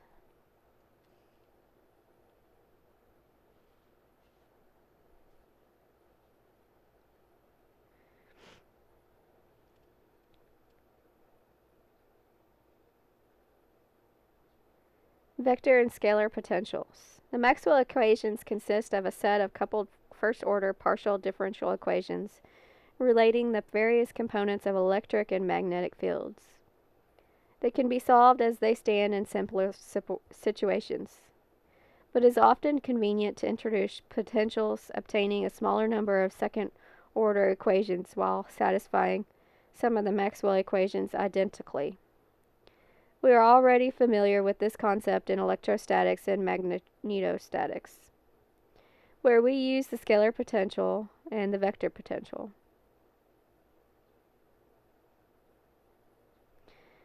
Since phase times B equals 0 still holds, we can define B in terms of a vector potential. In the other homogeneous equation, Faraday's law can be written. This means that the quantity with vanishing curl in can be written as gradient of some scalar function, namely a scalar potential. The definition of B and E in terms of potentials, A and phase, according to, satisfies identically to the two homogeneous Maxwell equations. The dynamic behavior of A and scalar will be determined by the two homogeneous equations. At this stage, it is convenient to restrict our considerations to the vacuum form of Maxwell equations. Then the inhomogeneous equations can be written in terms of the potentials.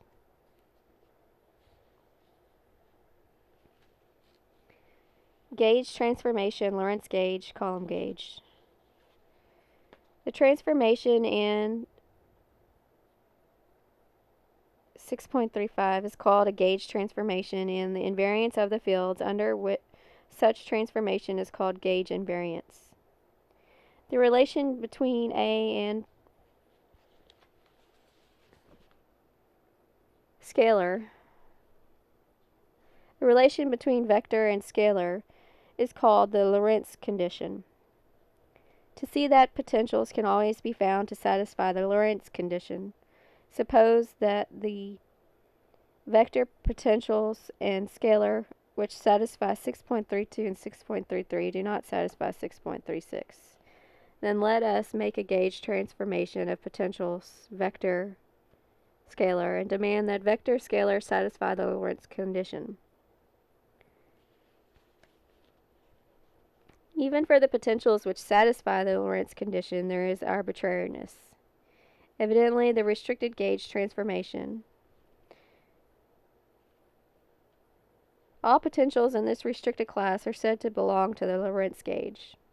The Lorentz gauge is commonly used first because it leads to the wave equations, which treat scalar and vector on equivalent footings, and second because it is a concept which is independent of the coordinate system chosen and so fits naturally into the consideration of special relativity.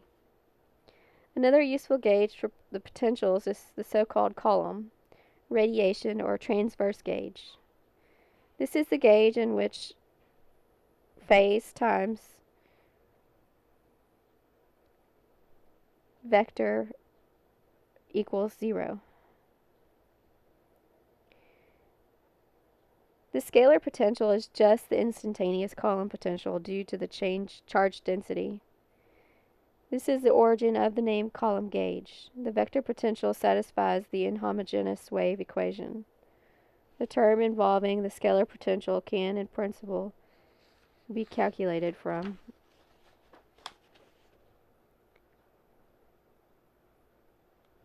it goes on to list the calculations.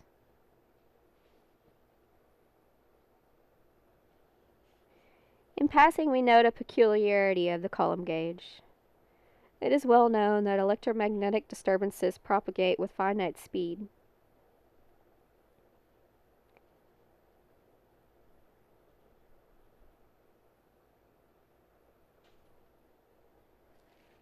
Yet, indicates that scalar potential propagates instantaneously everywhere in space.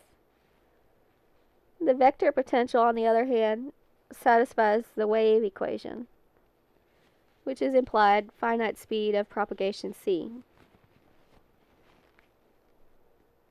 At first glance, it is puzzling to see how this obviously unphysical behavior is avoided. A preliminary remark is that it is the fields, not the potentials, that concern us. A further observation is that transverse current extends over all space even if J is localized.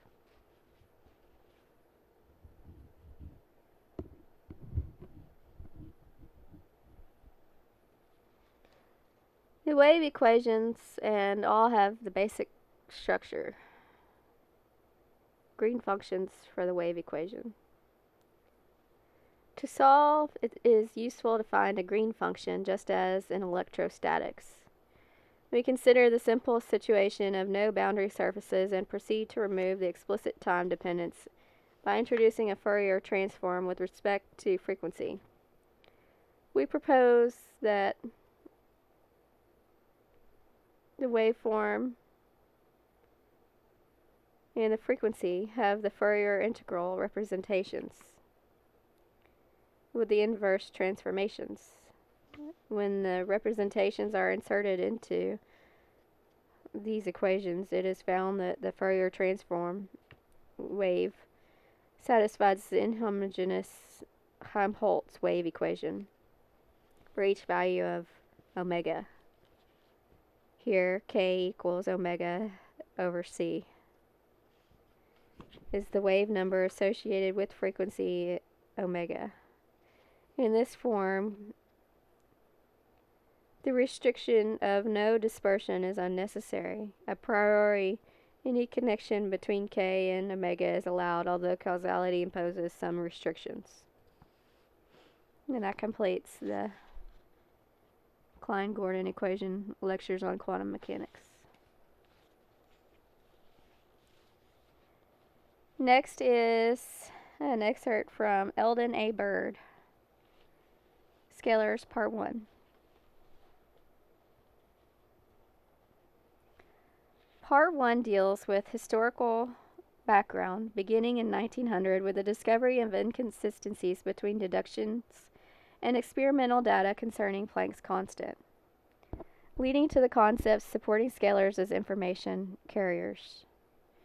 A brief review of development of Einstein's spacetime continuum, the nature of reality, classical mechanics fields and waves, quantum mechanics, and the general and special theories of relativity set the stage for the emergence of scalars as a form of information transfer. In the process, some of what physics is and is not is clarified.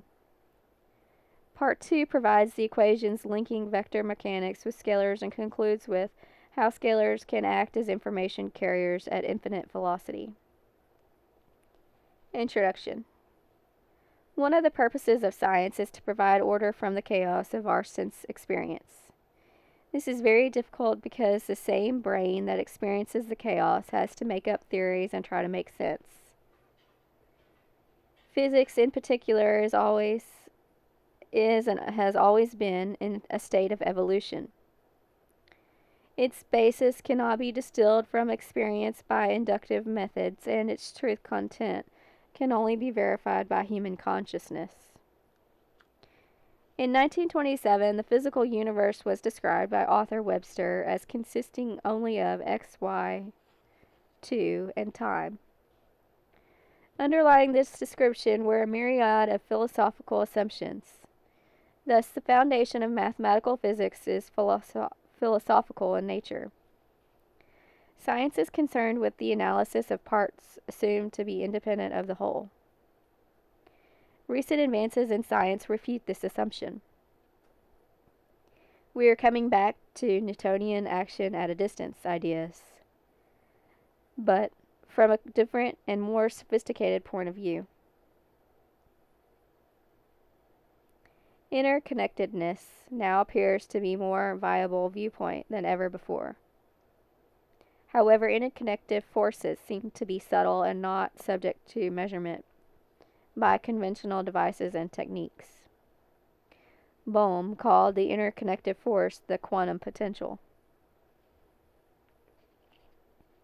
Einstein so completely connected space and time in our physical universe that the concepts of action at a distance, potential energy, and simultaneity were destroyed.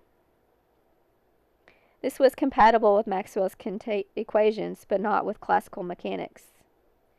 However, in another view, the Pauli exclusion principle squeezes an infinity of space-time out of a single point, creating a variance of virtual states, whereas Maxwell's equations stem from squeezing an infinity of space-time into a point. We can imagine that we live in a sea of virtual, i.e. unobservable particles of energy. These energy states may be stimulated by real energy to the point of kicking virtual particles from negative to positive energy states, making the particles real. This Dirac equation predicts this and describes the Dirac sea of virtual particles. The Dirac sea is a matrix of space-time itself. The nature of reality. Science is based on the concepts that an external world exists independent of the perceiving subject. Thus, reality is based on speculation, or at least is reduced to indirect observation. Therefore, we must be willing to alter our perception of reality. The father of real science was not Euclid, or anyone else before Galileo. Pure logic thinking cannot yield any knowledge of empirical world. All knowledge of reality starts and ends with experience. Together, however, they form a more complete system than either separately. I propose, as have others, a new paradigm for science. Physical realities cannot be described at all in terms of mathematics dealing with the physical because there is no objective reality. If we start with the premise that there are only fields and that fields generate what we perceive as a physical reality, not the other way around, a whole new way of dealing with so-called reality will emerge. The balance of this paper deals with this concept, demonstrating why the idea that matter creates field does not work as well as the idea that field creates matter. Classical mechanics. Over the past 75 years, it has become apparent that classical mechanics cannot describe our experience with physical universe. Max Planck dethroned classical physics by showing that quantum mechanics applies to small masses at slow speeds but high acceleration, thereby overcoming the limiting laws of Newtonian physics. In 1900, it was discovered that there were inconsistencies between deductions from mechanics and experimental facts concerning Planck's constant, h. The theory dictated that heat and radiation density of solids would decrease proportionately to decreasing temperature. Experience revealed a much more rapid decrease than predicted. No causal law could be determined from quantum mechanics. Heisenberg, Dirac, de Broglie, and Schrödinger showed that discrete frequencies must be assigned to energy values. H. Schrödinger developed a partial differential equation relating a complex scalar to position and time in a discrete way. This led to the theory of the atom and explained why gases radiate and absorb only light in sharply defined frequencies. Thus, quantum physics was born. Fields and waves. At first, a mechanical interpretation of a medium, motion, or stress of either was advanced in an attempt to explain field. This gave way to the electromagnetic field as a final irreducible constituent of physical reality. Force was replaced by field, as described by differential equations. Only the field was allowed to interact. Hertz relegated the ether to obscurity of claiming that the concept of field was fundamental and required no mechanical propagation medium. However, this required the introduction of two new vectors connected by relations dependent on the nature of the medium, therefore inaccessible to theoretical analysis. The vectors added complexity to the concept of magnetic field and the relationship between electric current density and field. Lorentz simplified things for electrodynamics by considering the case where fields are the results of particles in motion. This profoundly transformed physics because waves were no longer tied to the ether.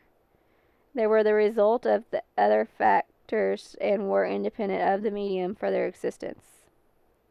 Freeing the electromagnetic field from the material substratum paved the way for the idea of force without matter. At this point, no one believed in the immediate action at a distance, not even gravity effects. It was assumed that electromagnetic waves propagated with finite velocity, and so did electrostatic fields.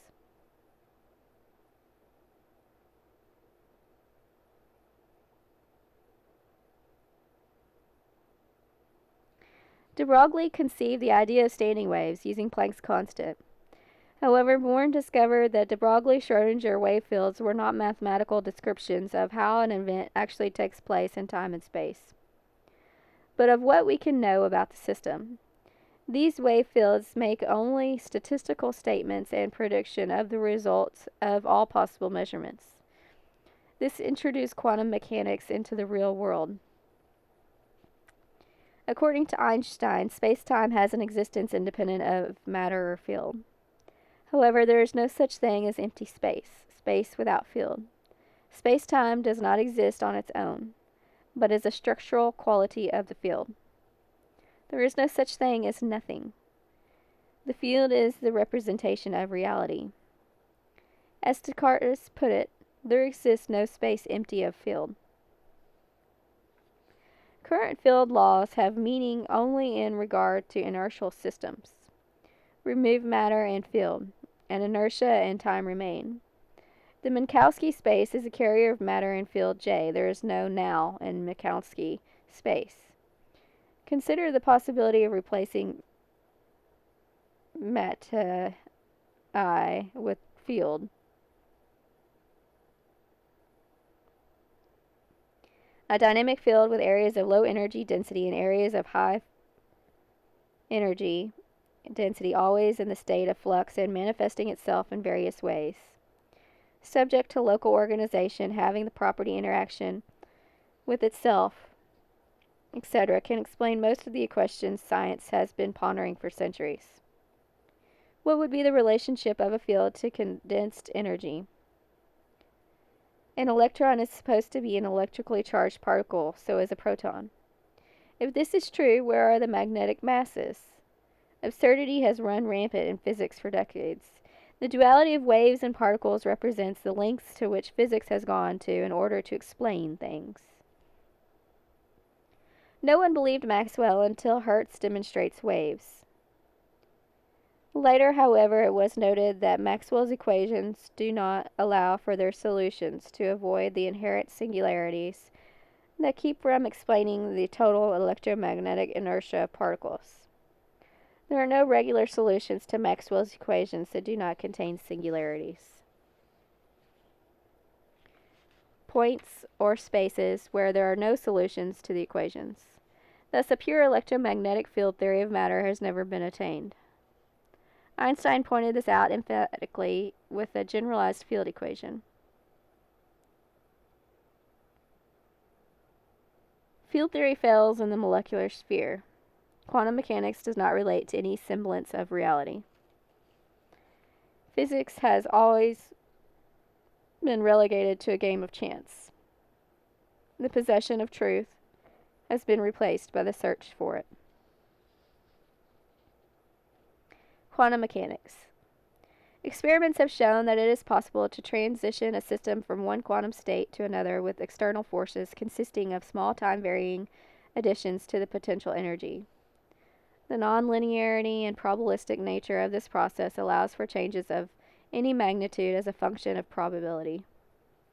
Hence, Schrödinger proved that Uri Geller can exist.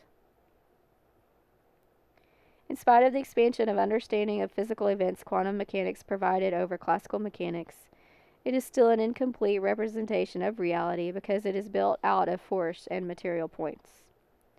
Quantum mechanics does not describe in any way the state of a single function, but rather an ensemble of systems in a statistical sense. The results are not measurable and therefore by definition are outside the realm of science, because science requires measurement.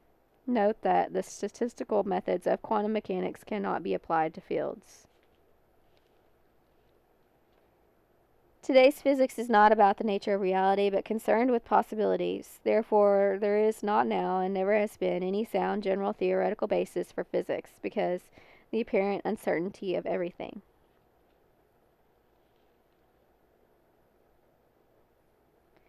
Links capsulizing the sequence of progression in physics.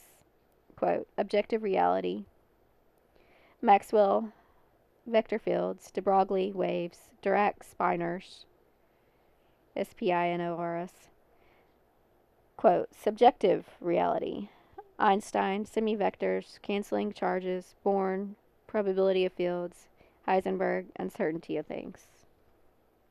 Now, non-existence of particles. Maxwell changed the notion of physical reality from material points in motion described by total differential equations to continuous field described by partial differential equations. Quantum mechanics went a step further and stated that indeed we cannot describe reality in terms of absolute differential equations of any kind, but rather in terms of the probability of the occurrence of a physical reality. It is only out of ignorance that some still believe that the laws of physics are somehow tied to the structure of the atom, and others still believe that the mechanics of a system are determined by potential energy that is a function of its configuration. Arbitrary rules give rise to arbitrary results. Newtonian physics fails utterly to provide a foundation for physics, yet it still occupies a central position in our thinking. Why? Because there is no foundation that is as yet complete. Theory does not come inductively from experience. Logical thinking is deductive, and it is rash to think that a confirmation of consequence would spring from it. The dilemma is that no inductive method of thinking can lead to the fundamental concepts of physics or anything else. Only a combination can provide the synergy necessary. Experiences suggest a theory and vice versa. A new approach should be based on the notion that field gives rise to matter, not the other way around. General and special theories of relativity. The general theory of relativity is concerned mainly with gravitational fields and cannot predict either the existence or the structure of any other field, including the electromagnetic field. The giants, Will, Kaluza, and Eddington, failed to extend the theory of EM fields. According to the theory, space is a continuous field composed of four independent variables: space and time, without particles or material points or motion. Both the general and special theories of relativity assume no instantaneous action at a distance. However, the special theory does not exclude massless information transfer. It is from this concept the notion of scalars as information carriers emerges.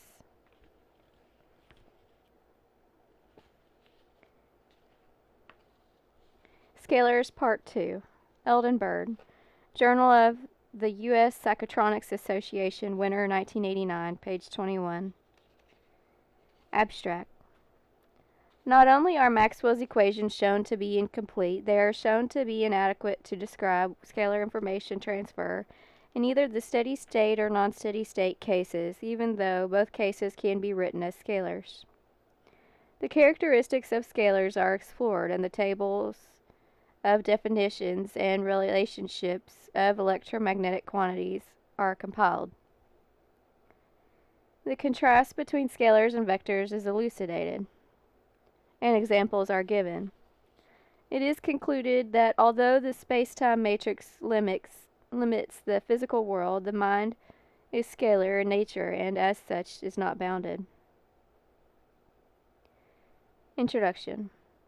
Scalars as informational carriers are allowed in mathematical physics much in the same way that ideas are. Ideas cannot be measured, but their effects can. Electric fields exert a force on stationary as well as moving charges.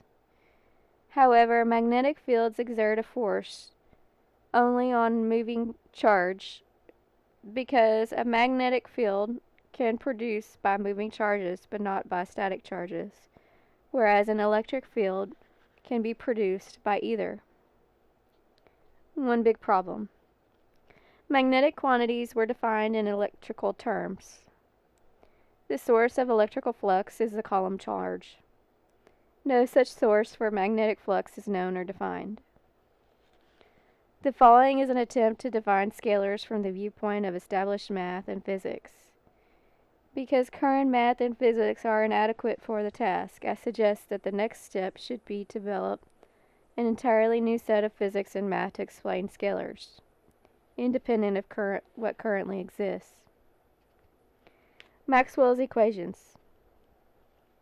Maxwell's equations do not describe the behavior of electrical densities. They describe only the effects of the combination of electrical densities on a continuous field with material points that are discontinuous in space. This indicates the incompleteness of the theory. A complete theory requires the continuity of all elements in time and all points in space. In order to deal with this problem from a mechanistic point of view, under the assumption that matter causes field, great complexity is added and paradoxes emerge. For example, Maxwell's equation in free space are only useful for the case of real electromagnetic energy propagation. They ignore the complex conjugate. They cannot describe instantaneous scalar information transfer in space-time because they predict an infinite amount of energy to do so. It takes no EM energy to accomplish a scalar information transfer, as becomes apparent with a shift in thinking to the concept that field gives rise to matter.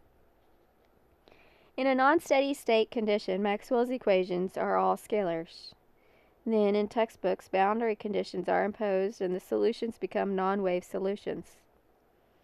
In order to make them work as waves an unknown factor was added to the equations to get them to come out right. Scientists will go to great lengths to prove the universe works the way they think it does, whether they can figure it out or not. Maxwell's first equation was developed by assuming a charge Q was contained in a volume and flux was passing through the volume surface S. The electric flux coming out of the surface integrated over the entire surface of the volume was defined to be equal to the charge inside. However, this says that the flux is infinite and for a finite volume, because there are infinite number of flux lines emanating from the charge. The only way around this was to shrink the surface and volume to 0, and set the result equal to 0. Terrific! Now our physical interpretation of Maxwell's first equation is that the only place in the universe where there is a finite amount of electrical charge is where there is no space.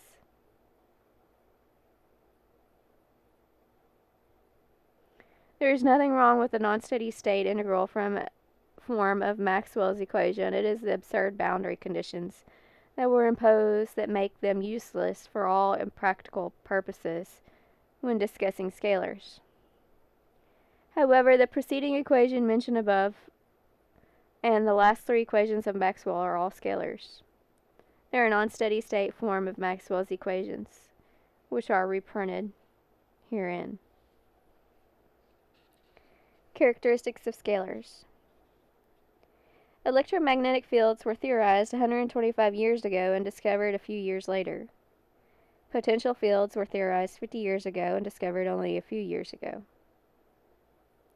Scalar fields have been theorized, and recently there is reason to believe their interaction with a laser beam and living human neuronal tissue has been discovered. Scalars are more fundamental than potential fields because they are derived from them, just as potential fields are derived from electromagnetic fields. Scalar fields replace potential fields where E and B are 0. Scalars are longitudinal in nature. They are derived from potential fields capable of supporting longitudinal signals in the total absence of electrical and magnetic fields. Longitudinal waves have been observed in physical, nonlinear conducting media such as plasmas. Because propagation of scalars is independent of the two physical quantities, electric permittivity and magnetic permeability, which are linked with the speed of light, scalar information is not limited to the speed of light. Scalar potential is an instantaneous potential, although scalar information can ride piggyback on EM waves, thus slowing it down from infinity to 3 times 10 to the 8th centimeter per second. Thus it is possible that we live in a universe filled with information fields, operating at all frequencies, subtle fields not yet detected by instrumentation, fields that link all life forms. These fields were described by the great mathematician Dirac.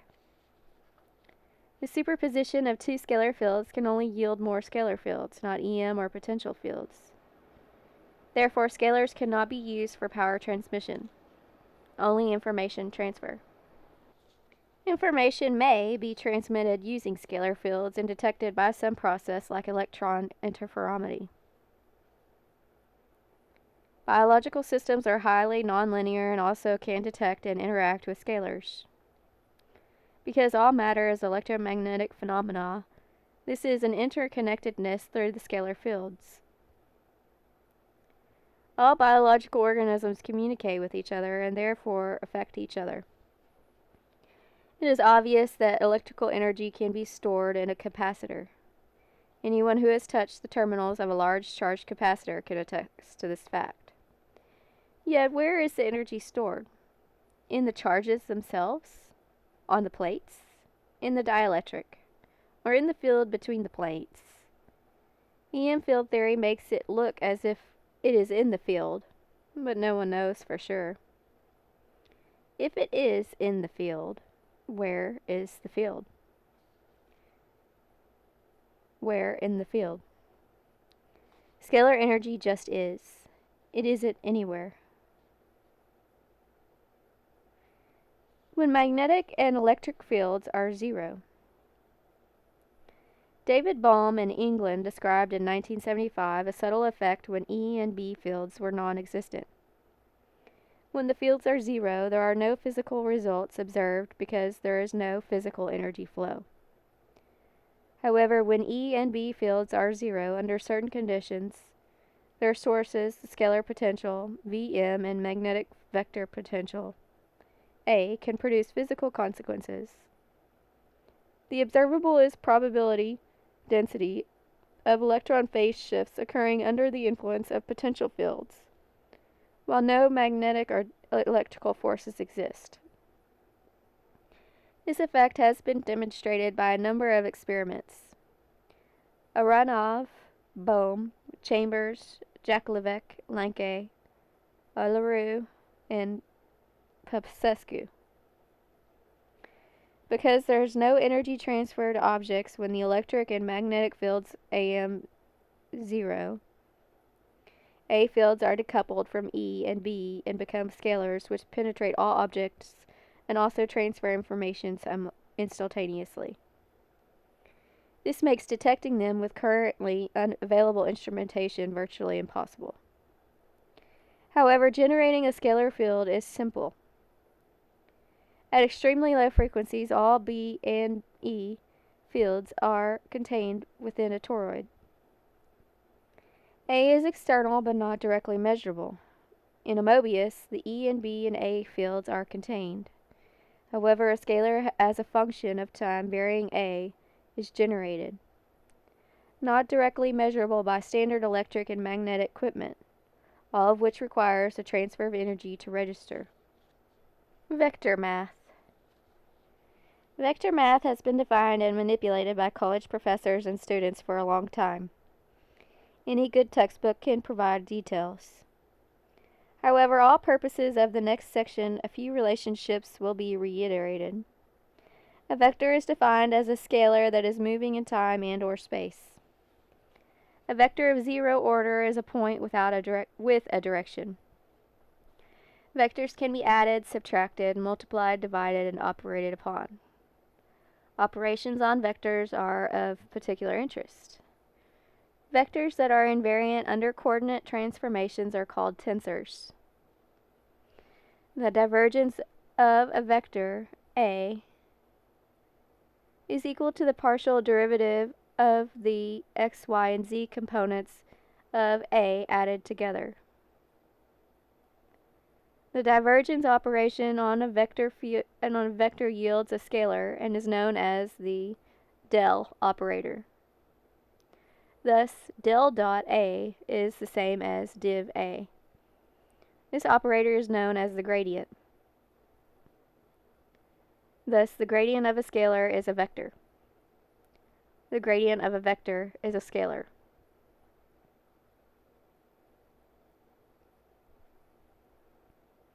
There are basically two types of a vector multiplication, the dot and the cross product.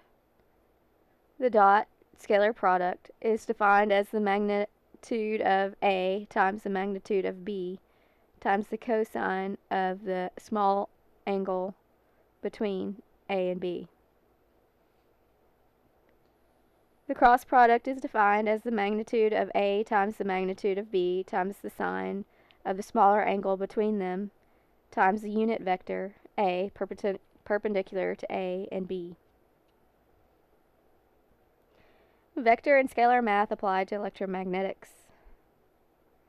When a scalar, div A, is integrated over a three-dimensional space, it becomes a two-dimensional surface. Scalars are invariant in any coordinate system. Converting the steady-state Maxwell equations into scalars is easy.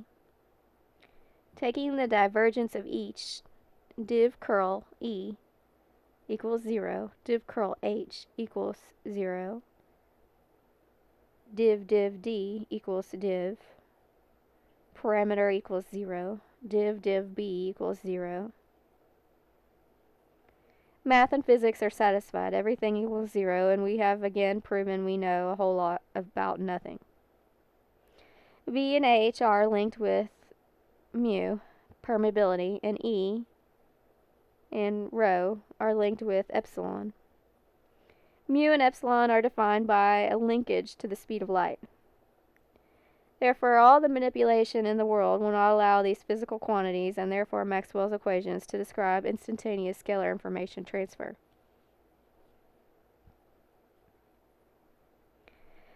Conclusions. This paper has shown that the foundations of mathematical physics as applied to the classical and quantum mechanical basis of electromagnetic field theory fail to account for an entire area of theoretically available signals termed information scalars. For example, suppose a molecular structure possesses an inherent field quality that broadcasts its presence to all the universe. The information about the structure is omnipresent. There is no electromagnetic energy transfer associated with this process, and time does not even enter into it. Cause and effect have been established between scalars and biological processes empirically. It behooves us to come up with math and physics to explain what's going on. It has to be outside of established math and physics, which has failed to provide a complete basis for observation and even a complete basis for its own theoretical self. Summary. Reality is not based on measurement. Science is therefore reality is not based on science. Science is a metaphor. Fields produce matter. Newtonian mechanics is incomplete. Quantum mechanics is incomplete. Maxwell's equations are incomplete. Scalars are information. Particles, including protons, electrons, and subatomic particles, are really just fields that manifest themselves to our senses and instruments in such a way that we define them as matter.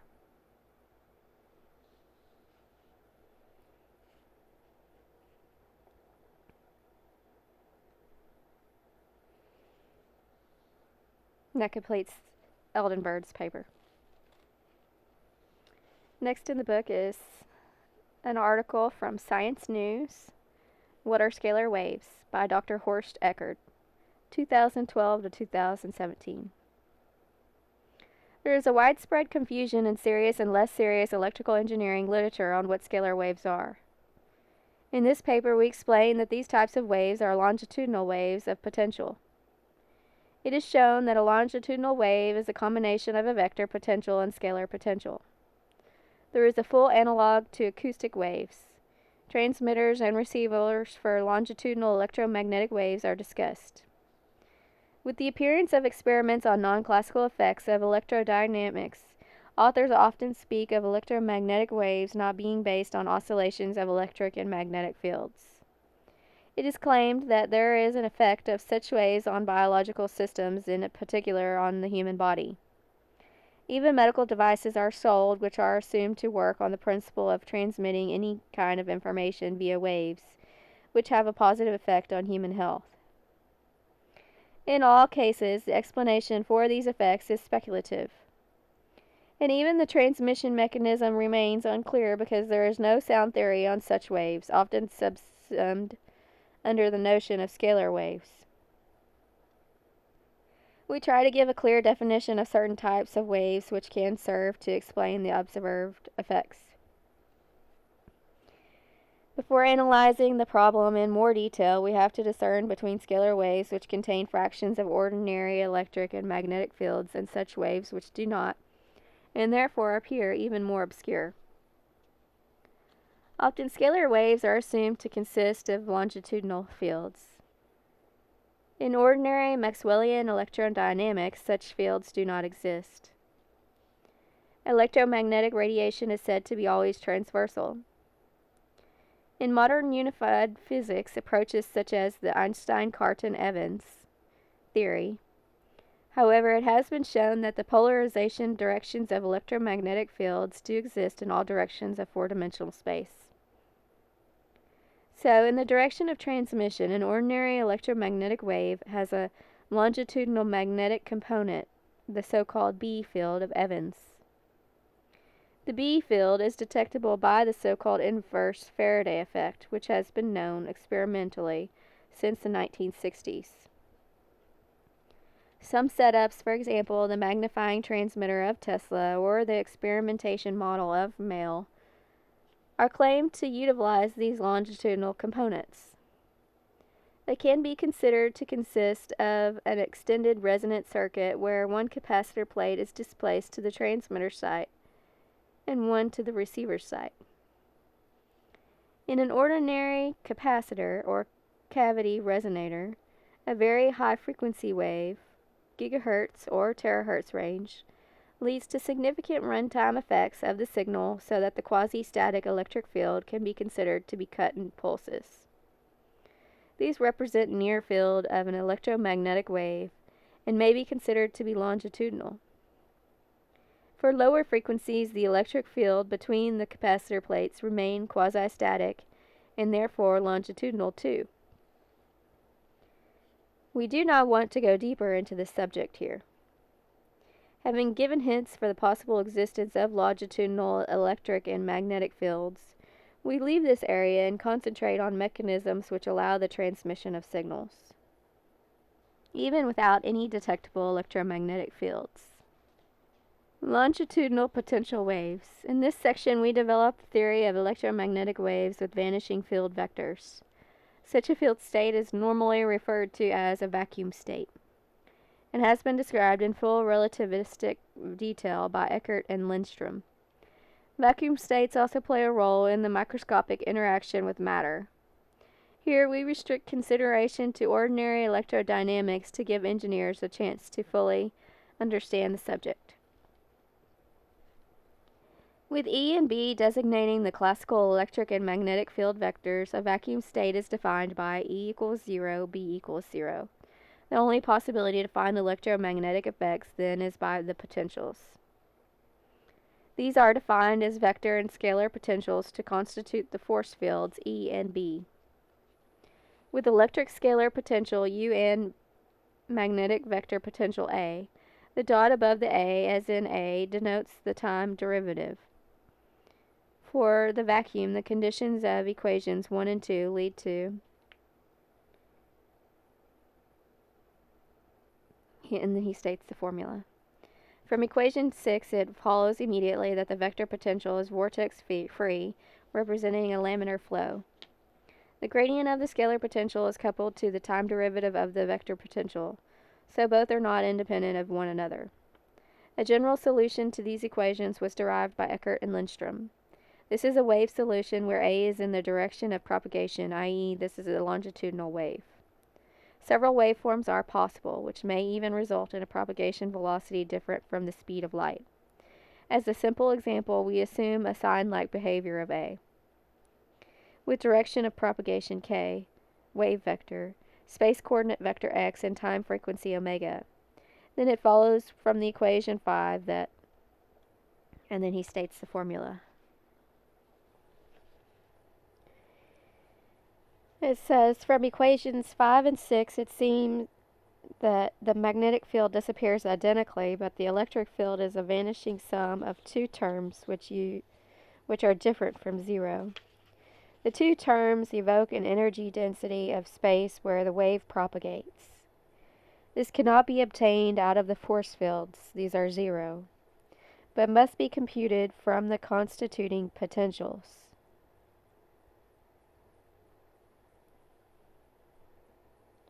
This is an oscillating function, meaning that the energy density varies over space and time in phase with the propagation of the wave.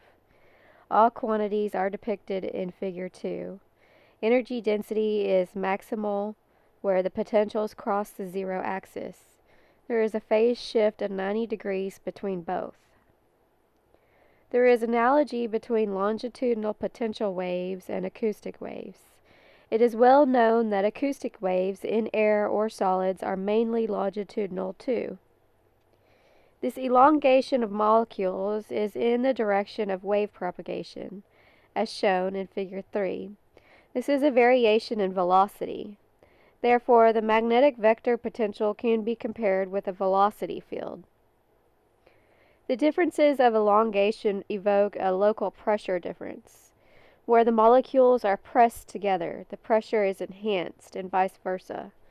From conservation of momentum, the force F in the compressible fluid is F equals U plus delta p over p,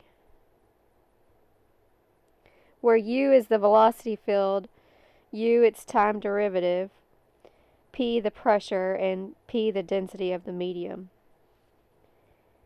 This is in full analogy with equation 3. In particular, we see that in electromagnetic case, spacetime must be compressible, otherwise there would be no gradient of scalar potential.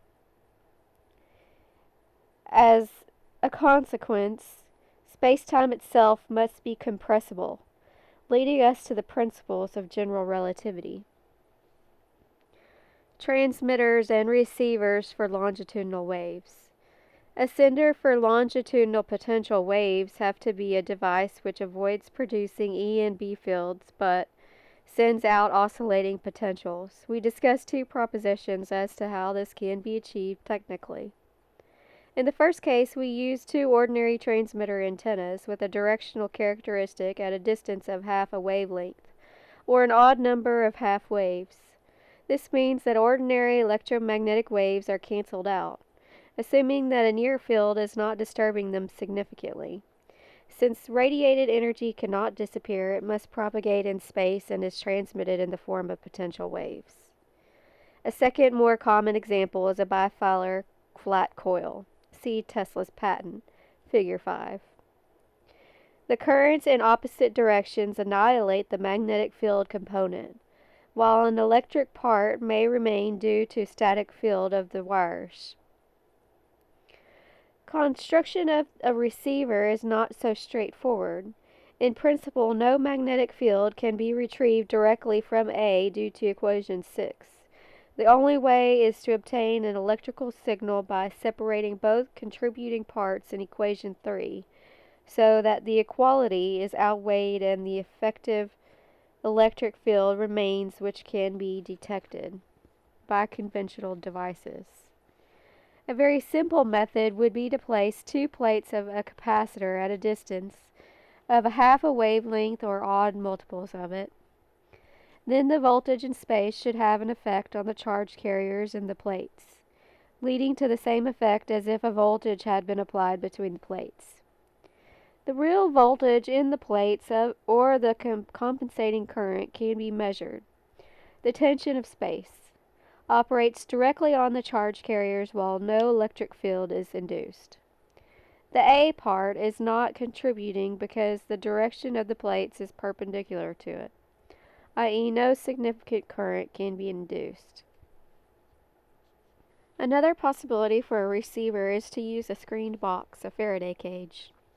If the mechanism described for the capacitor plates is valid, the electrical voltage part of the wave creates charge effects which are compensated immediately due to the high conductivity of the material. As is well known, the interior of a Faraday cage is free of electric fields. The potential is constant because it is constant on the box's surface. Therefore, only the magnetic part of the wave propagates in the interior, where it can be detected by a conventional receiver. Another method of detection is using vector potential effects in crystalline solids.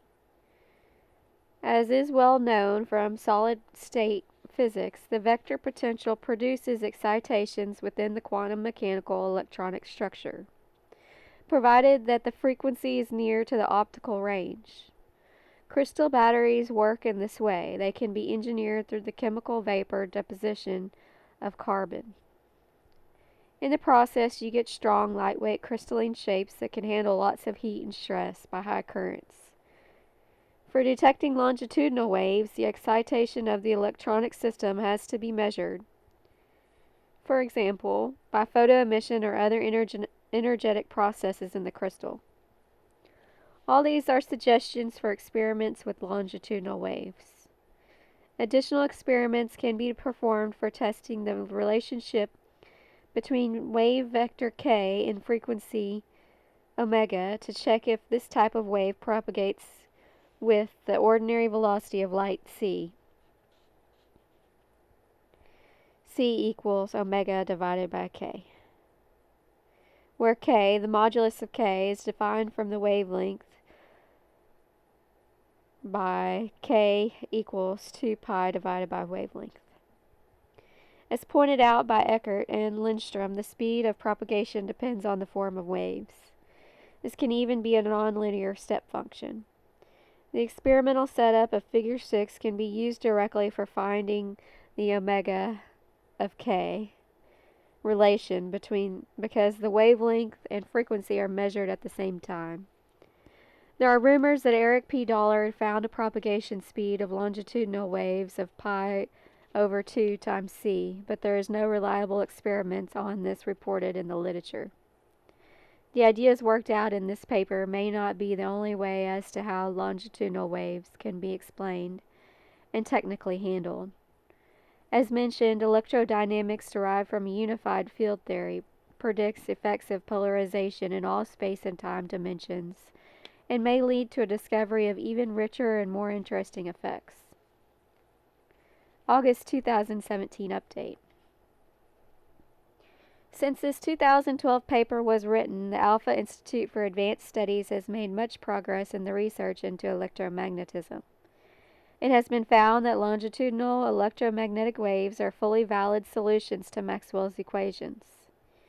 In particular, so-called Beltrami fields, see paper at http://tinyurl.com/yd5q3714 are good candidates for effects often attributed to scalar waves.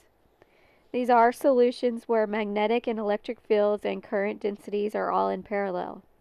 These fields have been known to mathematicians for over 100 years. Figure 1.2, page 44 of the reference above depicts a structure which could be able to serve as an antenna for Beltrami fields.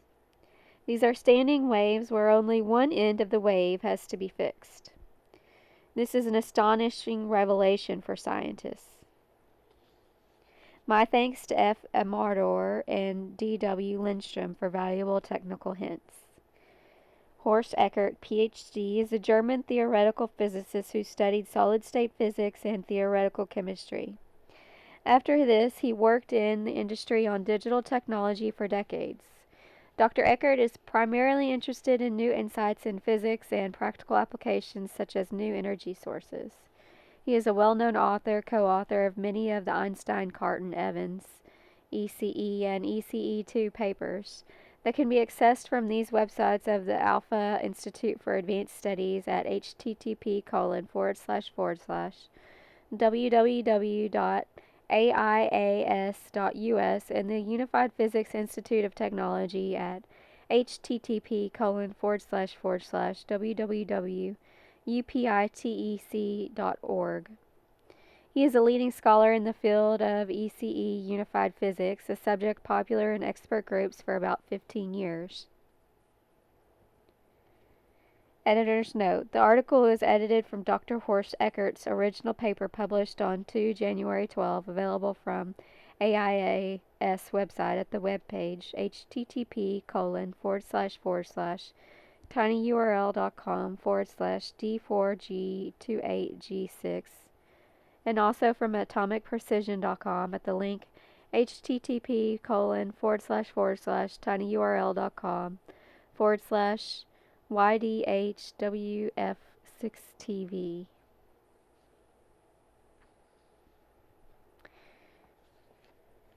The next excerpt in the book is Observation of Scalar Longitudinal Electromagnetic Waves. Electrophysics Letters, August 15th, 2002. C. Monstein and J.P. Wesley. ETHZ Institute of Astronomy, Schweizerstrasse, Zurich, Switzerland.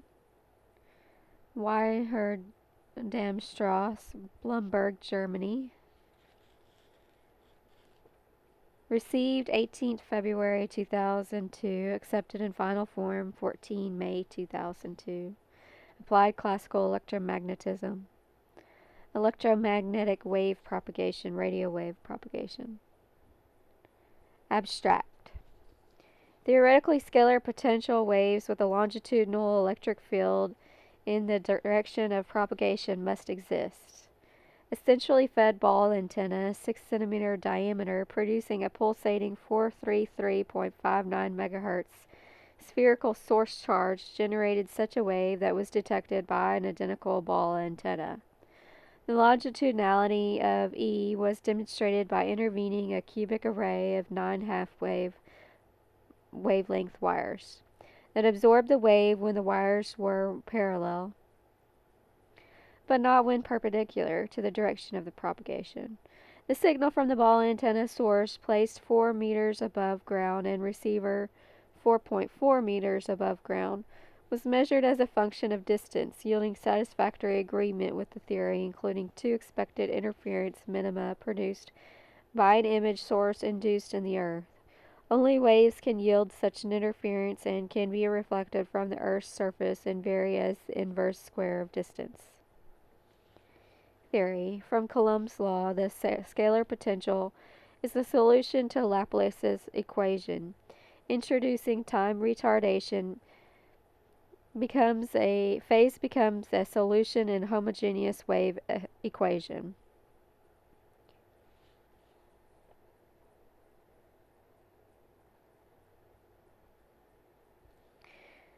Where P is the source charge density, solutions to this wave equation are scalar waves where the energy flux S and density D are given by, and then he lists the formula. A spherical surface with a uniform periodic changing net charge Q is equivalent to a pulsating point charge density at R given by, and then he lists the formula. The spherical symmetrical radiating longitudinal electrical field is then he lists the formula.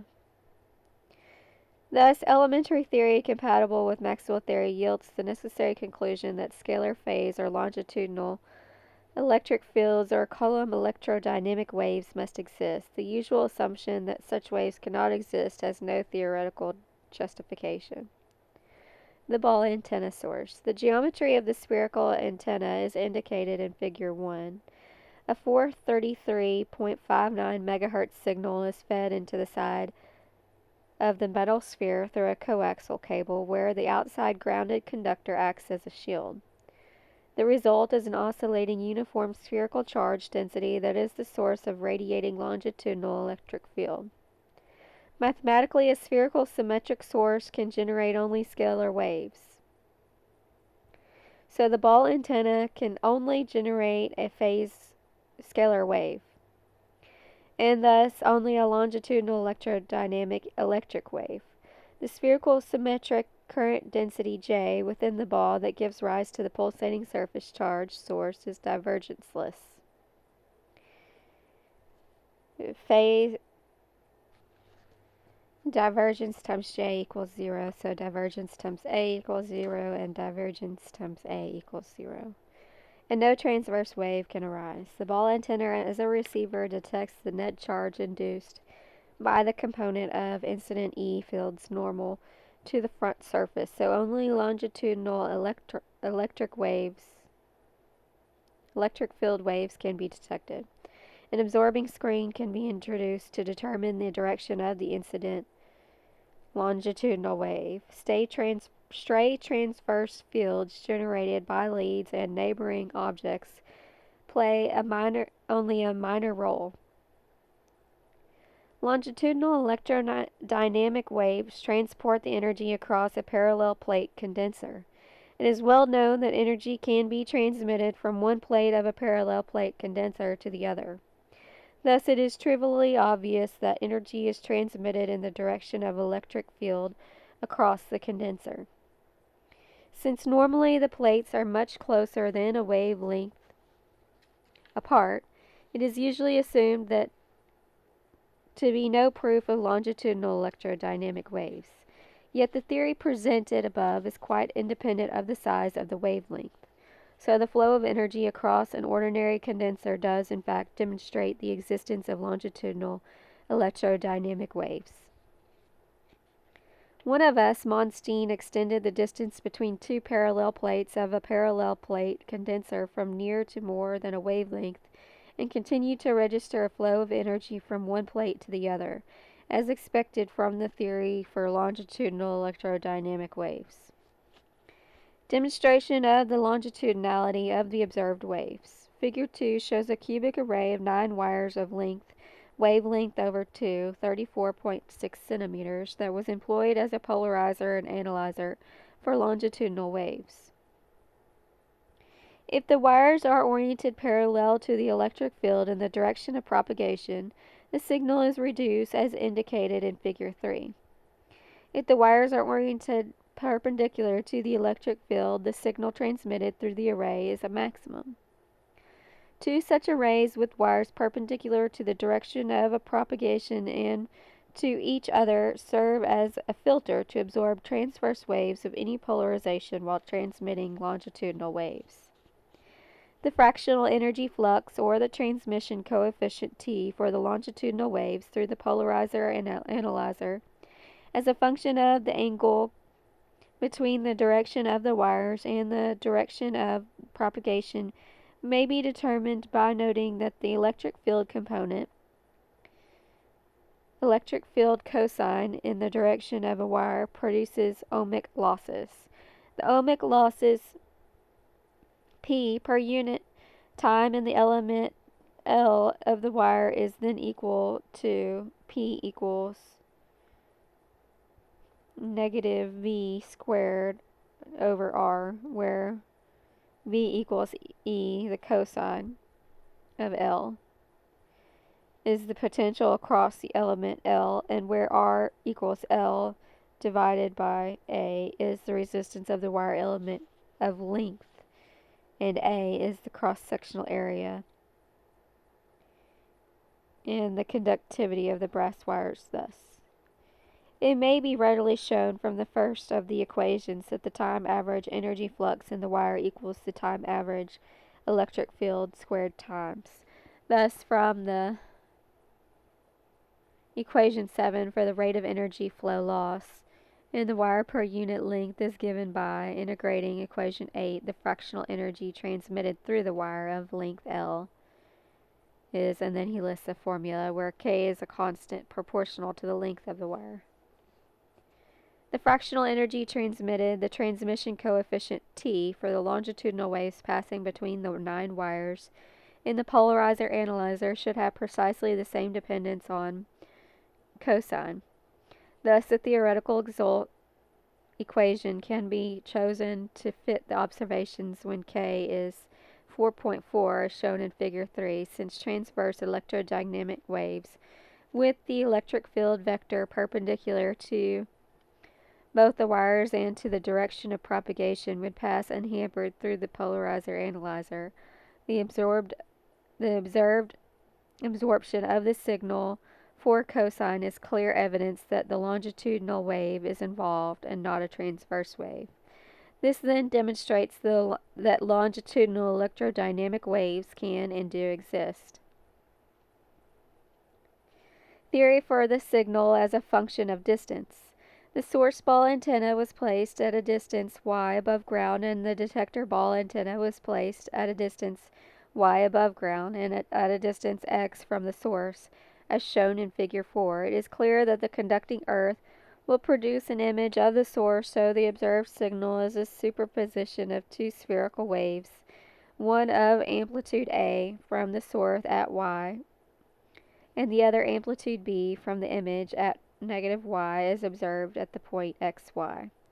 The potential field scalar at the point of observation using equation 4 then becomes, and he lists the formula.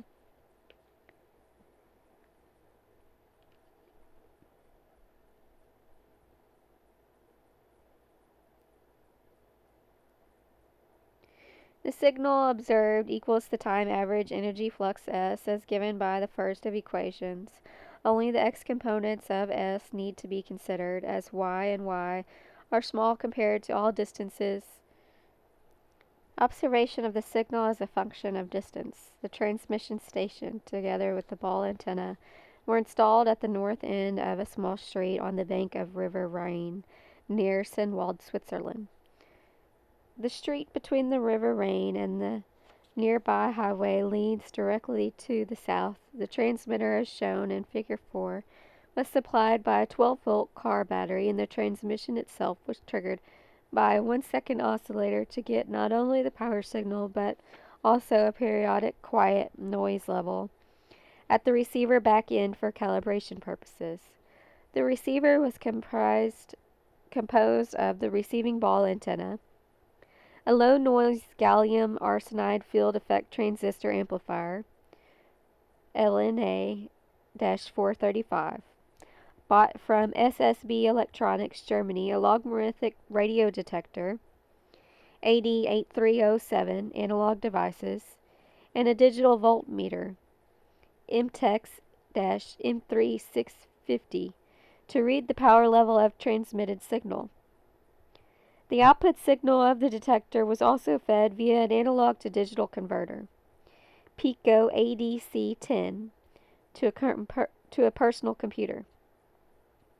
Every second, the geographic coordinates of the GPS system, Garmin 45, were fed to the laptop via a RS-232 link in standard NMEA format. All components of the receiving equipment were supplied by another portable 12-volt car battery. In the first couple of experiments, the whole receiving equipment was carried by hand, while during the latter experiments, a hand cart was used. All collected data were stored in the ASCII file, which later was transferred into Excel sheet for further analysis.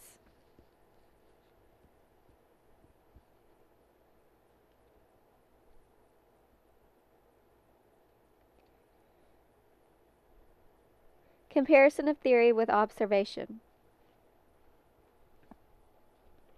Comparing the observations of the minima as shown in Figure 5, the theoretically predicted positions of the minima, x-min, as presented in Table 1, agree with the observations at x-min equals 39 meters and at 23 meters. The other two minima probably exist, but the observations reveal nothing definite due to radio frequency noise and measuring uncertainty in the GPS system in the order of plus or minus 5 meters. To compare the theory for the signal as a function of x, it is first necessary to choose appropriate values for a and b to be used in equations 14 and 24 for sufficient approximation. The asymptotic approximation equation may be used for x equals 40 meters. Neglecting the cosine term, the mean observed value of the signal yields 1.0095 and the observed relative minima is 0.0637. Solving equations in 20 and 21 for A and B yields 0.573.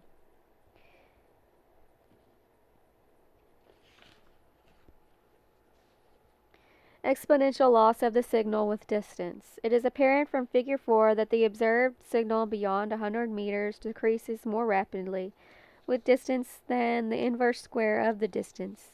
The loss corresponds to an additional exponential loss with distance corresponding to the 1/8 decrease in the signal for the distance of 145 meters.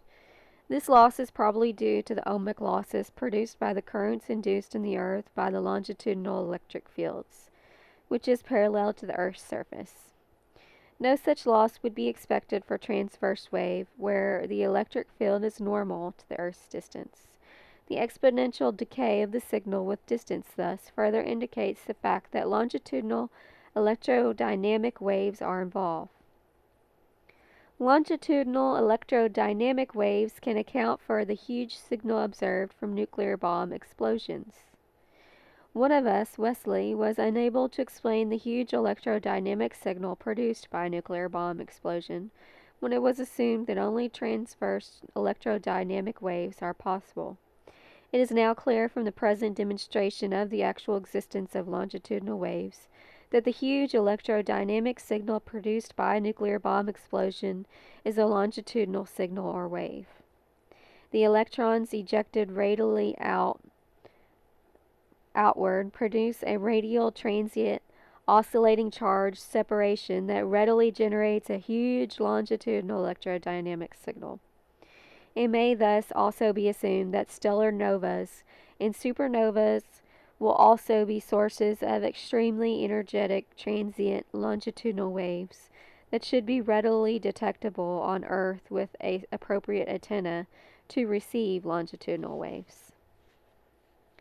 We thank H. Benz for carrying and pulling the receiving equipment several times over a distance of 1 kilometer, as well as for contributing components and manufacturing the polarizer hardware. We thank also R. Hassler for looking after the transmitter station to prevent misuse and theft during the measurements. We especially thank F. Abersold for doing the special drawings and for manufacturing all aluminum balls on his milling machine. We also thank P. Mesmer for endless help and instructions concerning latex and Mictex related problems on my personal computer. The next excerpt in the book is from the Journal of Scientific Exploration, Volume 22, Number 2, page 227 through 232, 2008. Essay: Scalar Wave Effects According to Tesla and Far Range Transponder by K. Mail. Dietrich Kuhlke, Department of Computer and Electrical Engineering, Furtwangen University, Germany. Robert Gerwig Platz, Furtwangen, Germany. Abstract: In the recent past, a hypothetical waveform, longitudinal electric or magnetic waves, shortly denoted electric scalar waves or simply scalar waves, is discussed. To give a theoretical proof of the existence of such longitudinal electric waves, K. Mail starts with an approach that he calls the new and dual field approach, and that should be more general than Maxwell's equations.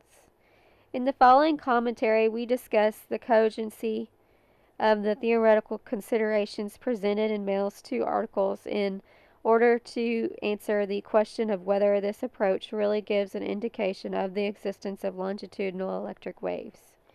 It is shown that this new and dual field approach actually consists of the very special relations describing plane transverse electromagnetic waves. The fundamental field equation presented in Mail's articles also does not have any solution in the form of longitudinal electric waves. A general weakness of the 2 articles is that Mail does not present any solutions or a clue related to possible solutions of the partial differential equations he presents. Thus, for example, the discussion following the fundamental field equation, keywords, a possible world equation quantization of the field, lacks any foundation. The model Mail starts from describes the propagation of electromagnetic fields through media with special properties and does not include any sources responsible for emissions of electromagnetic radiation. Hence, the equations he obtained do not describe the near-field behavior of electromagnetic waves. The consequence is that the properties he ascribed to the near field are also without any foundation. Keywords: near field as a vortex field, vortex model of the scalar waves, phenomenology, antenna noise caused by Lorentz contraction of vortexes, and vortex works as a frequency converter. 1. Introduction. Plane electromagnetic waves traveling in free space are transverse, i.e. electric and magnetic field are perpendicular to the direction of propagation, as is well known as result of Maxwell's equations. In the recent past, a hypothetical waveform is discussed, especially in the alternative scientific community. It is called longitudinal electric or magnetic waves, sometimes shortly denoted as electric scalar waves, or simply scalar waves. The direction of the electric or magnetic field of scalar waves, as distinct from transverse waves, should be parallel to the direction of propagation. Various unusual properties are ascribed to those longitudinal electric waves. They are expected to propagate with superluminal velocity to cause dangerous electromagnetic pollution, e.g. of mobile phone radiation, and to cause various positive effects in medicine. The newest version is that those longitudinal electric waves are considered to be the physical basis for far-range transponders. But up to now, any experimental evidence for the existence of such scalar waves has not been given. A strong indication of the existence of longitudinal electric waves in free space would be a theoretical substantiated deduction. K. Mail has attempted to give such a theoretical proof in a vast number of publications, his web page and references given therein. A critical review of the theoretical part of some of those publications has shown that there was no indication of the existence of scalar waves. Recently, two further publications have been appeared. Instead of Maxwell's equation, an approach was used that was called the new and dual field approach. The aim of this commentary is to discuss the cogency of the theoretical considerations presented in Mail's article in order to answer the question of whether this approach really gives an indication of the existence of longitudinal electric waves. 2. Mail's new and dual field approach.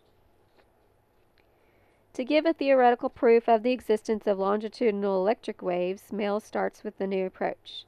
The so-called new and dual field approach consists of two equations according to Mail, going back to M. Faraday. Equations 1 and 2 should be more general than Maxwell's equations and comprise them. Equations 1 describe the electric field E induced in a conductor moving with velocity v in a magnetic flux density B, as Mail discussed it by the example of the unipolar generator. Equation 2 is introduced according to the rules of some duality, which however is not explained. It should be emphasized that v denotes the velocity of a moving conductor, hence with speeds less than the speed of light. From equations 1 and 2, it is evident that E is perpendicular to both V and B, and H is perpendicular to V and D. Inserting equation 2 into equation 1 and using the constitutive relations for the electric displacement D.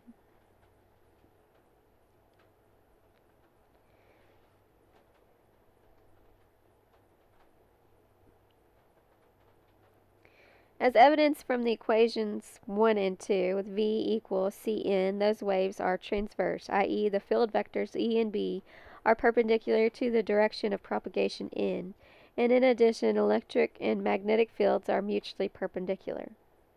Hence, this new and dual field approach actually consists of the very special relations describing plane transverse electromagnetic waves.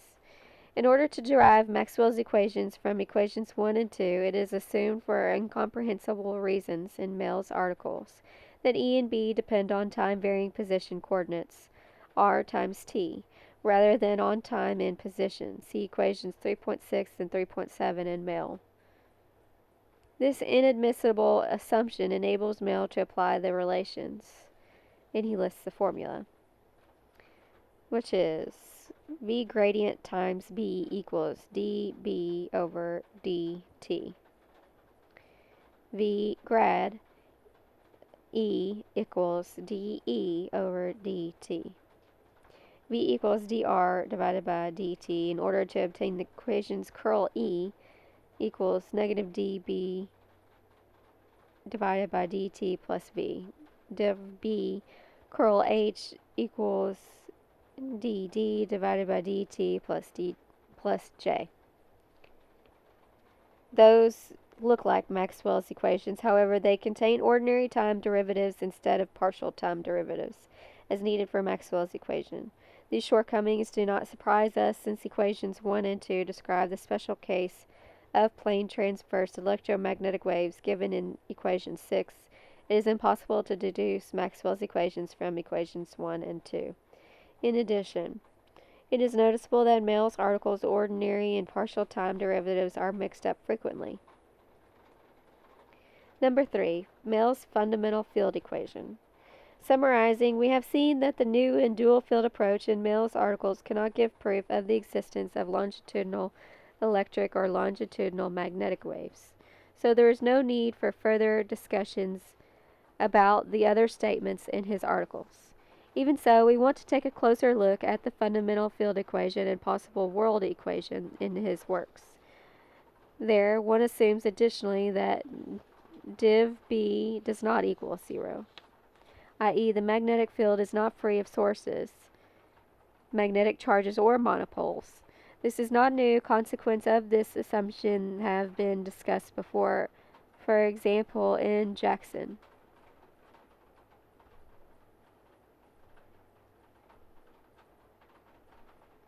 However, up to now, there is no experimental evidence of the existence of magnetic monopoles.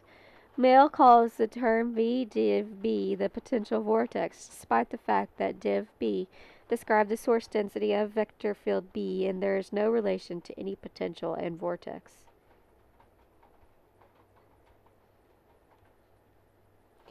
It should be noted that Mill does not give in his articles any hint of solutions of the partial differential equations he presents. It seems that he believes that special solutions can be ascribed to the individual differential operators' terms of partial differential equations. He ascribed the first term on the left-hand side and the term on the right-hand side in equation 8 to electromagnetic waves, the second term to an eddy current, the third term to a potential vortex, and the fourth to Ohm's law. Such an interpretation is definitely not valid. Crucial to the properties of the electromagnetic field described by this and the other differential equations presented are their solutions. Thus, the discussions after equation 4.5 in Mill's articles are without any foundation. They are pure speculations. Mill calls it general wave equation in his articles.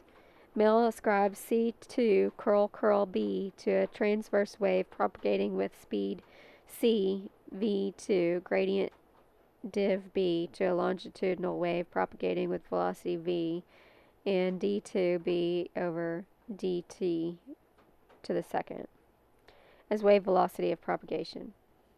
His interpretation of this differential equation reads, the wave equation can be divided into longitudinal and transverse wave parts, which however can propagate with different velocity. Such an interpretation is definitely not valid. Again, it should be emphasized that the solution of this partial differential equation is crucial to whether there are longitudinal waves or not. Again, we have no clue on explicit solutions of this equation, not even on the existence of such solutions. Some final remarks. On a first glance, the change of the meaning of the velocity v is stumping. In equations 1 and 2, v was the velocity of a moving conductor. In equation 7, the velocity along a not more closely defined trajectory, and in equation 11, an arbitrary phase velocity of longitudinal waves. As mentioned before, Mill does not present any solution or a clue of possible solution of equation 11. Hence, the discussion of properties on the far field and near field that follows equation 4.9 in Mill's articles is also without any foundation. This applies in particular to the near field. The model Mill started from describes the propagation of electromagnetic fields through media with special properties. He did not include any sources responsible for the emission of electromagnetic radiation, like oscillating charges, currents, or dipoles, etc.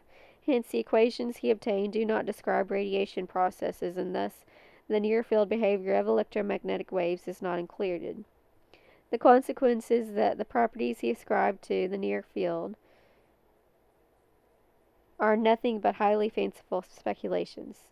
The resume that is Mill's articles do not deliver any clue for the existence of longitudinal electric waves in free space. This comment should be concluded with a citation of Mill's interpretation for a longitudinal wave.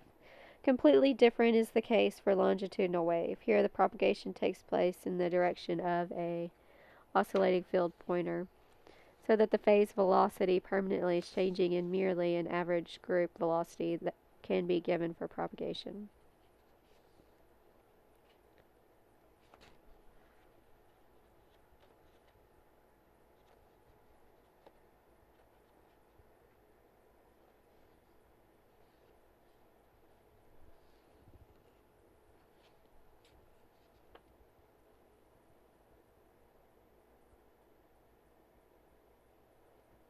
And the next excerpt in the book is Scalar waves. It looks like a document. RM cybernetics. It's an excerpt.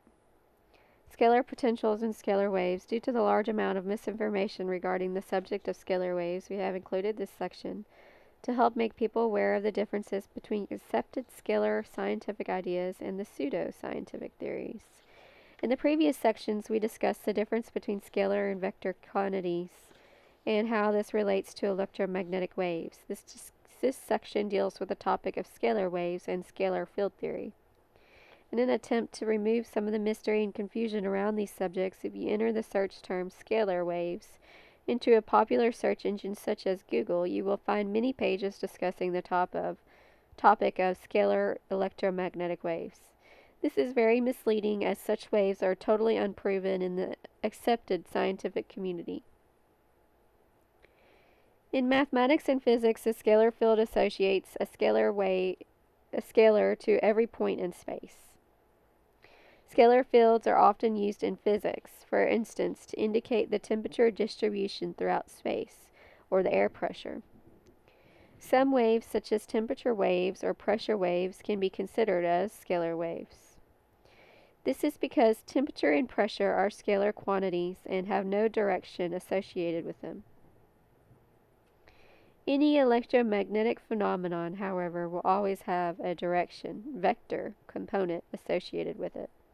This is because a magnetic field is always a dipole, north and south, and is actually caused by the motion of charged particles, or an electric current.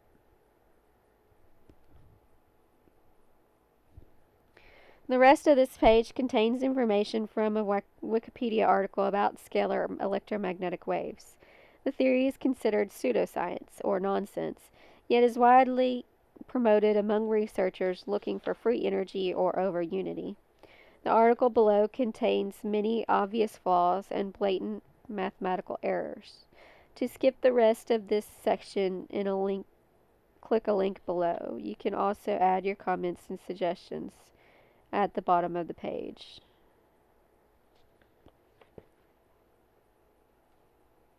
And that was that excerpt.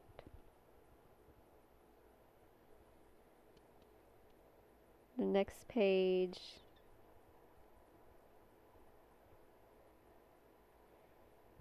is a advertisement for a scalar coil from Pico Electronics Incorporated, Mount Vernon, New York.